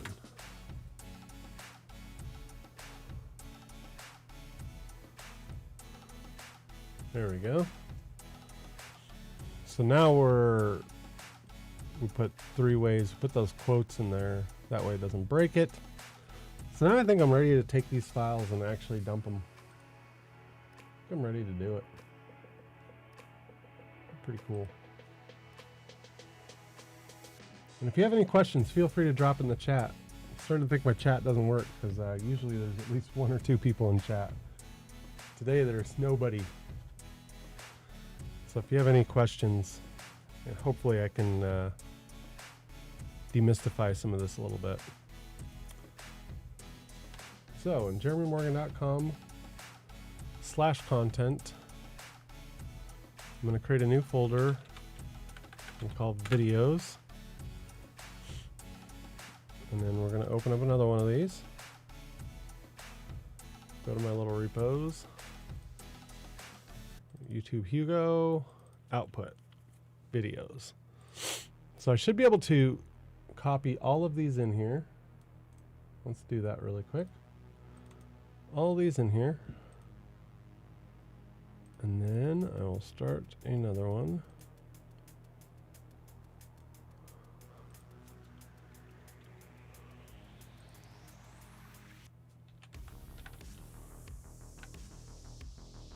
Guess I could have done it there, but that's all right. Repos, jeremymorgan.com, Hugo serve. And no, what? No errors? No errors? I thought for sure I'd at least get one error out of that Markdown stuff, but we'll see if they actually come up as pages. That'll be the true test, right? But I'm surprised it didn't bark at me and say, hey, one of your files you just created is junk, buddy. Okay, so here's the jeremymorgan.com site. We're going to go to /videos, which is not currently present, but there we go. So it looks like I need to adjust some of these descriptions, but holy moly, there it is. So we'll go here, finding unique lines in a text file. Firefox can't open this page. Oh, it's because I have the Twitch player going on my website right now. So I'll remove that and close it down. Look, it's like staring into two mirrors looking at each other, right? So I'll pull that out really quick.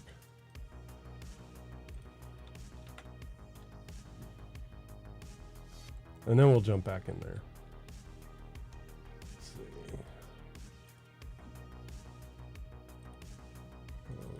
Morgan.com.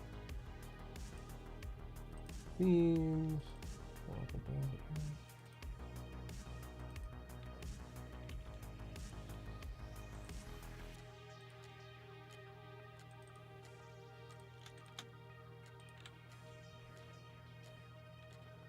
So just need to comment some stuff out here, it looks like.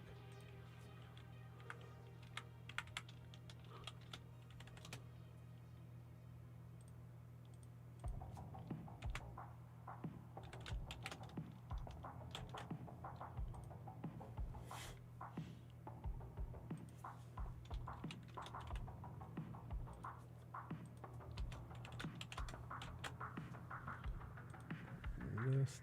We'll also comment that out.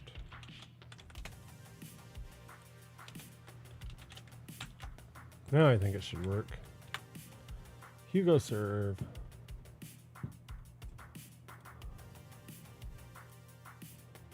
Perfect. Now what I don't see is the YouTube video. I see the title. I don't see the YouTube video. See, it's displaying it in source.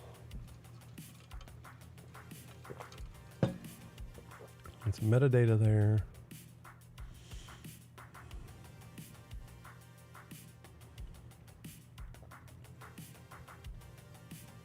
So it is possible that this is not going to work the way I think it is. It says raw HTML omitted. It should not say that. So we're going to put a couple of line breaks in here, and then we're going to check this raw HTML.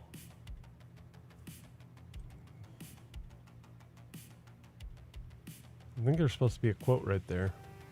Just looking at this, frame border should be 0 and then title, etc. So I probably borked that up a little bit, right? So we'll put a couple line breaks in here just to separate it, and then yeah, frame border 0, space title YouTube video player. Oh, we already have frame border equals 0. Why is that in there twice?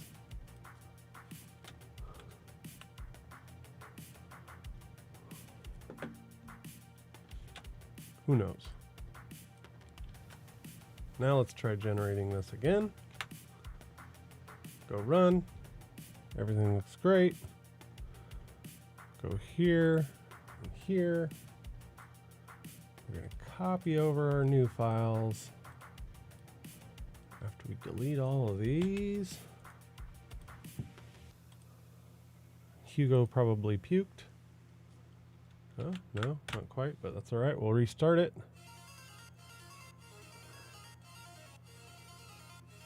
And we'll see what this looks like. Still not displaying what I want it to display.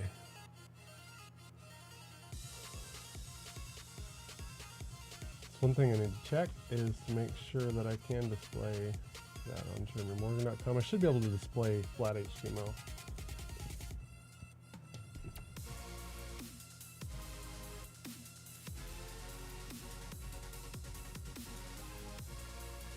So what I'm doing is looking at my config toml right now. I think I need to put in something like unsafe HTML or something like that.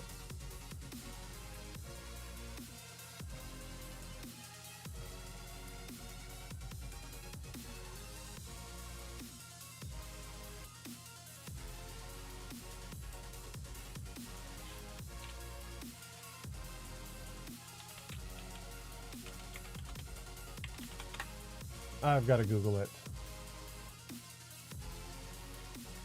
How can I allow unsafe HTML, which I thought I was doing already?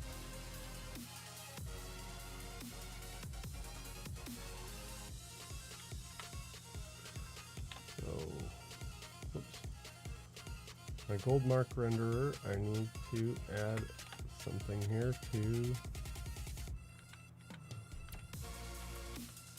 allow unsafe code.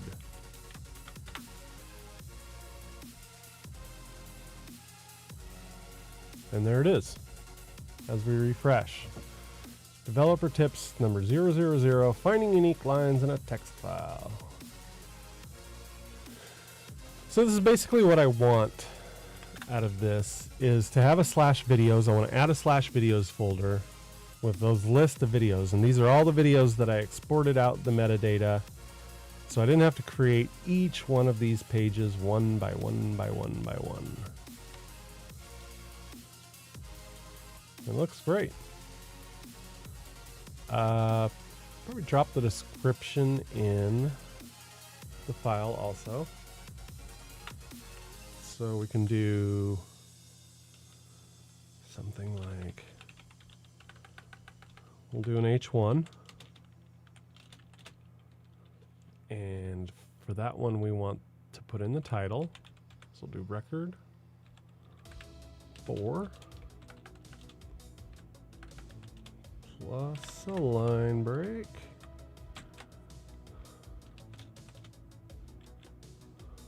There we go. And then on the next line, we'll do a description. Let's say description plus, oh yeah, that's right. We decided we wanted that to be description. How about upload date?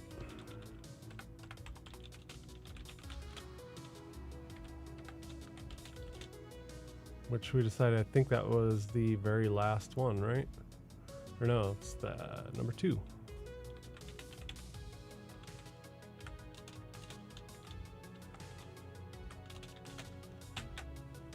Let's run it again. We'll open these up. Delete them all.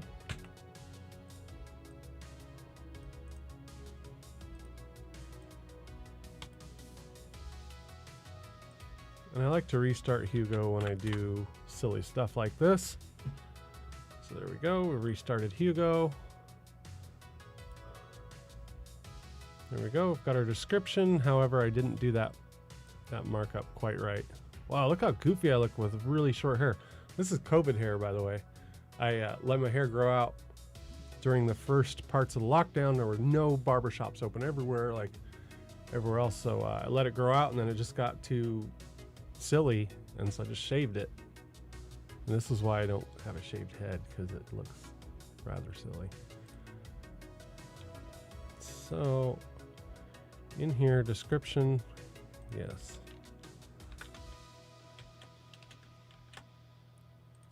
Run it again. Copy it again.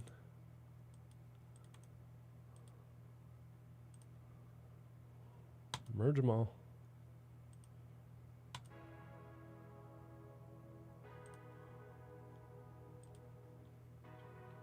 And I think that still doesn't work.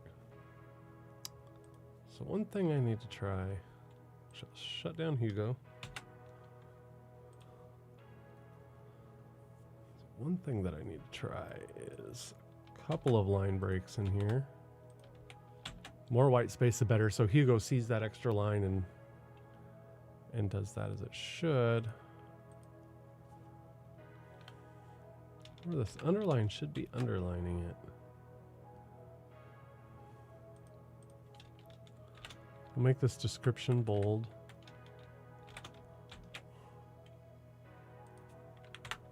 That way I can make sure my changes are being shown.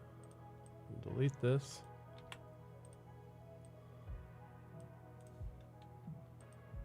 Copy and paste. Start up Hugo again. Refresh. There we go. Now it's not bold, but it is italic.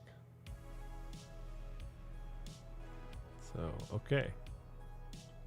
Follow me on YouTube. Blah, blah. So I definitely need to update these descriptions. No question about it, but I have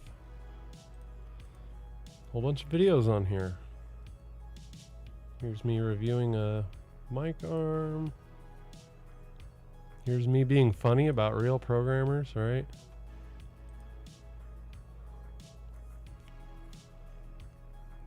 I don't even remember what this was. I was bored one day when I got off work. Oh, yeah.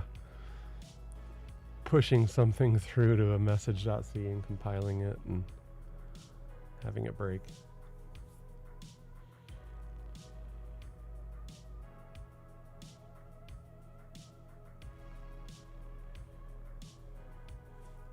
Okay, little char array. So this is like the hardest way to, so you basically have a little message.c, creating a C file, piping it into there, and then catting that and compiling it all in one line of code. I just did this to be silly and overly complex. Nobody ever writes code this way, I guess, which was the point of the joke. That nobody ever does this. And then once I run it, the little core dump at the bottom makes it even better.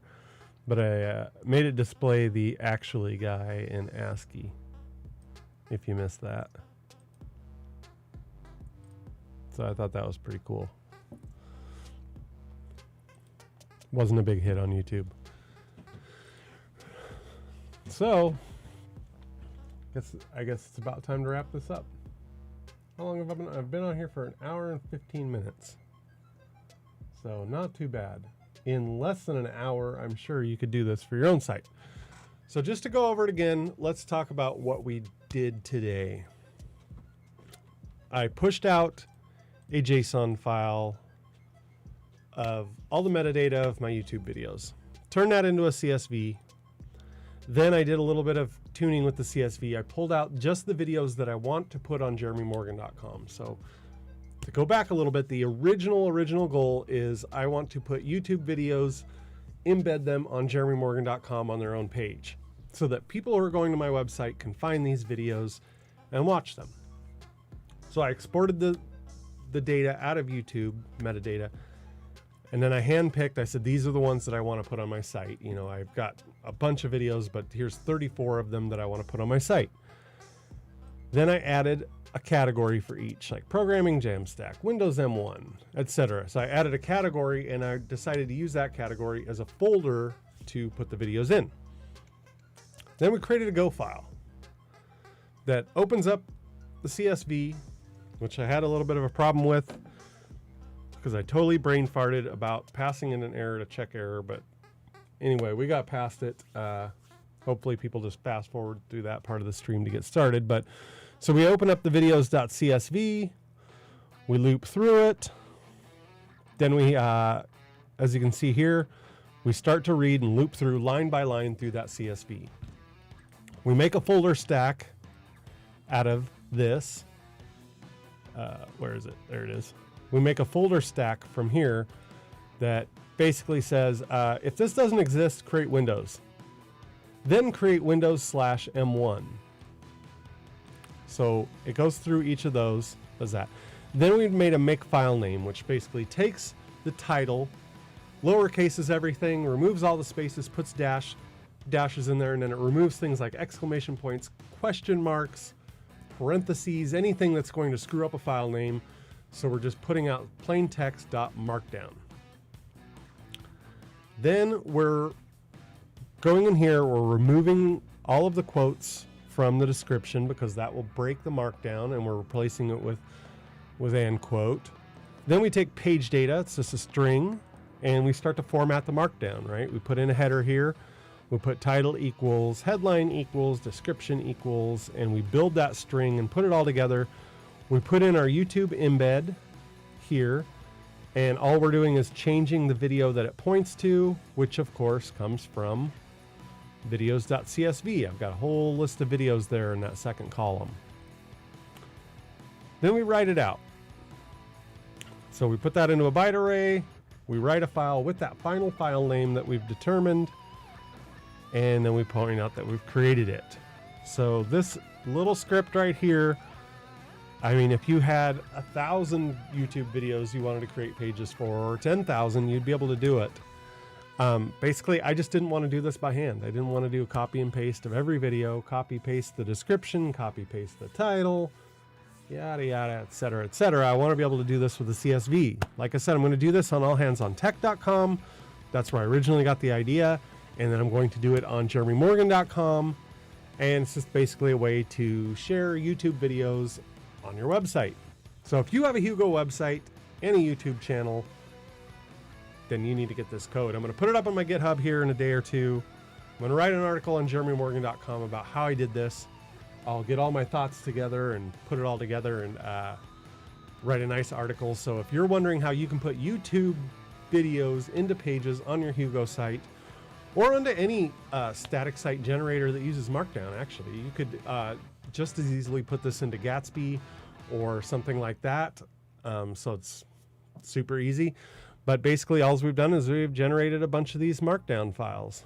So I think with just a little bit of tuning and tweaking, you could put it into pretty much any static site generator and do it. So I'll put up detailed instructions on jeremymorgan.com. All of you who are watching, thank you so much for watching me stumble through this. And this was just an idea that I came up with today. I'm like, I think I can do this. And something I messed around with it a few days ago, and then I was like, yeah, I'll figure it out later. But now we figured it out and we have it. So happy birthday, Linux. Thank you for Golang, to all the Golang team, because this is just such an excellent language. I mean, look at how cleanly we were able to do this, you know, in 113 lines of code. A really good Go programmer could probably do it. Like a Go expert could do it in even fewer lines, I'm sure, but it's really cool. So now I'm going to find a channel to raid for those of you who are on here on Twitch. And yeah, I'll be out of here. Now, I haven't been able to keep a very good streaming schedule.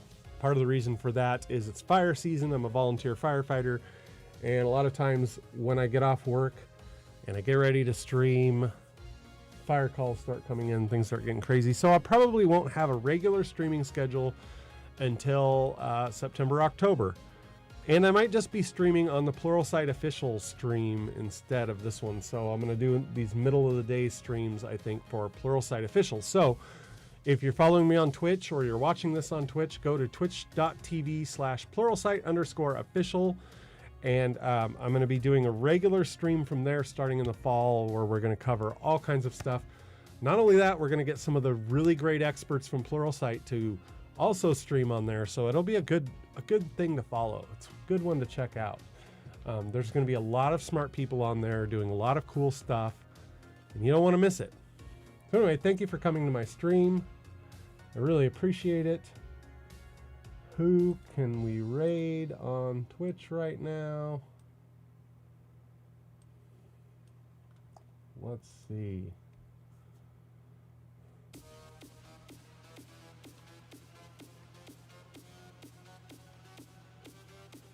Who do y'all want to see?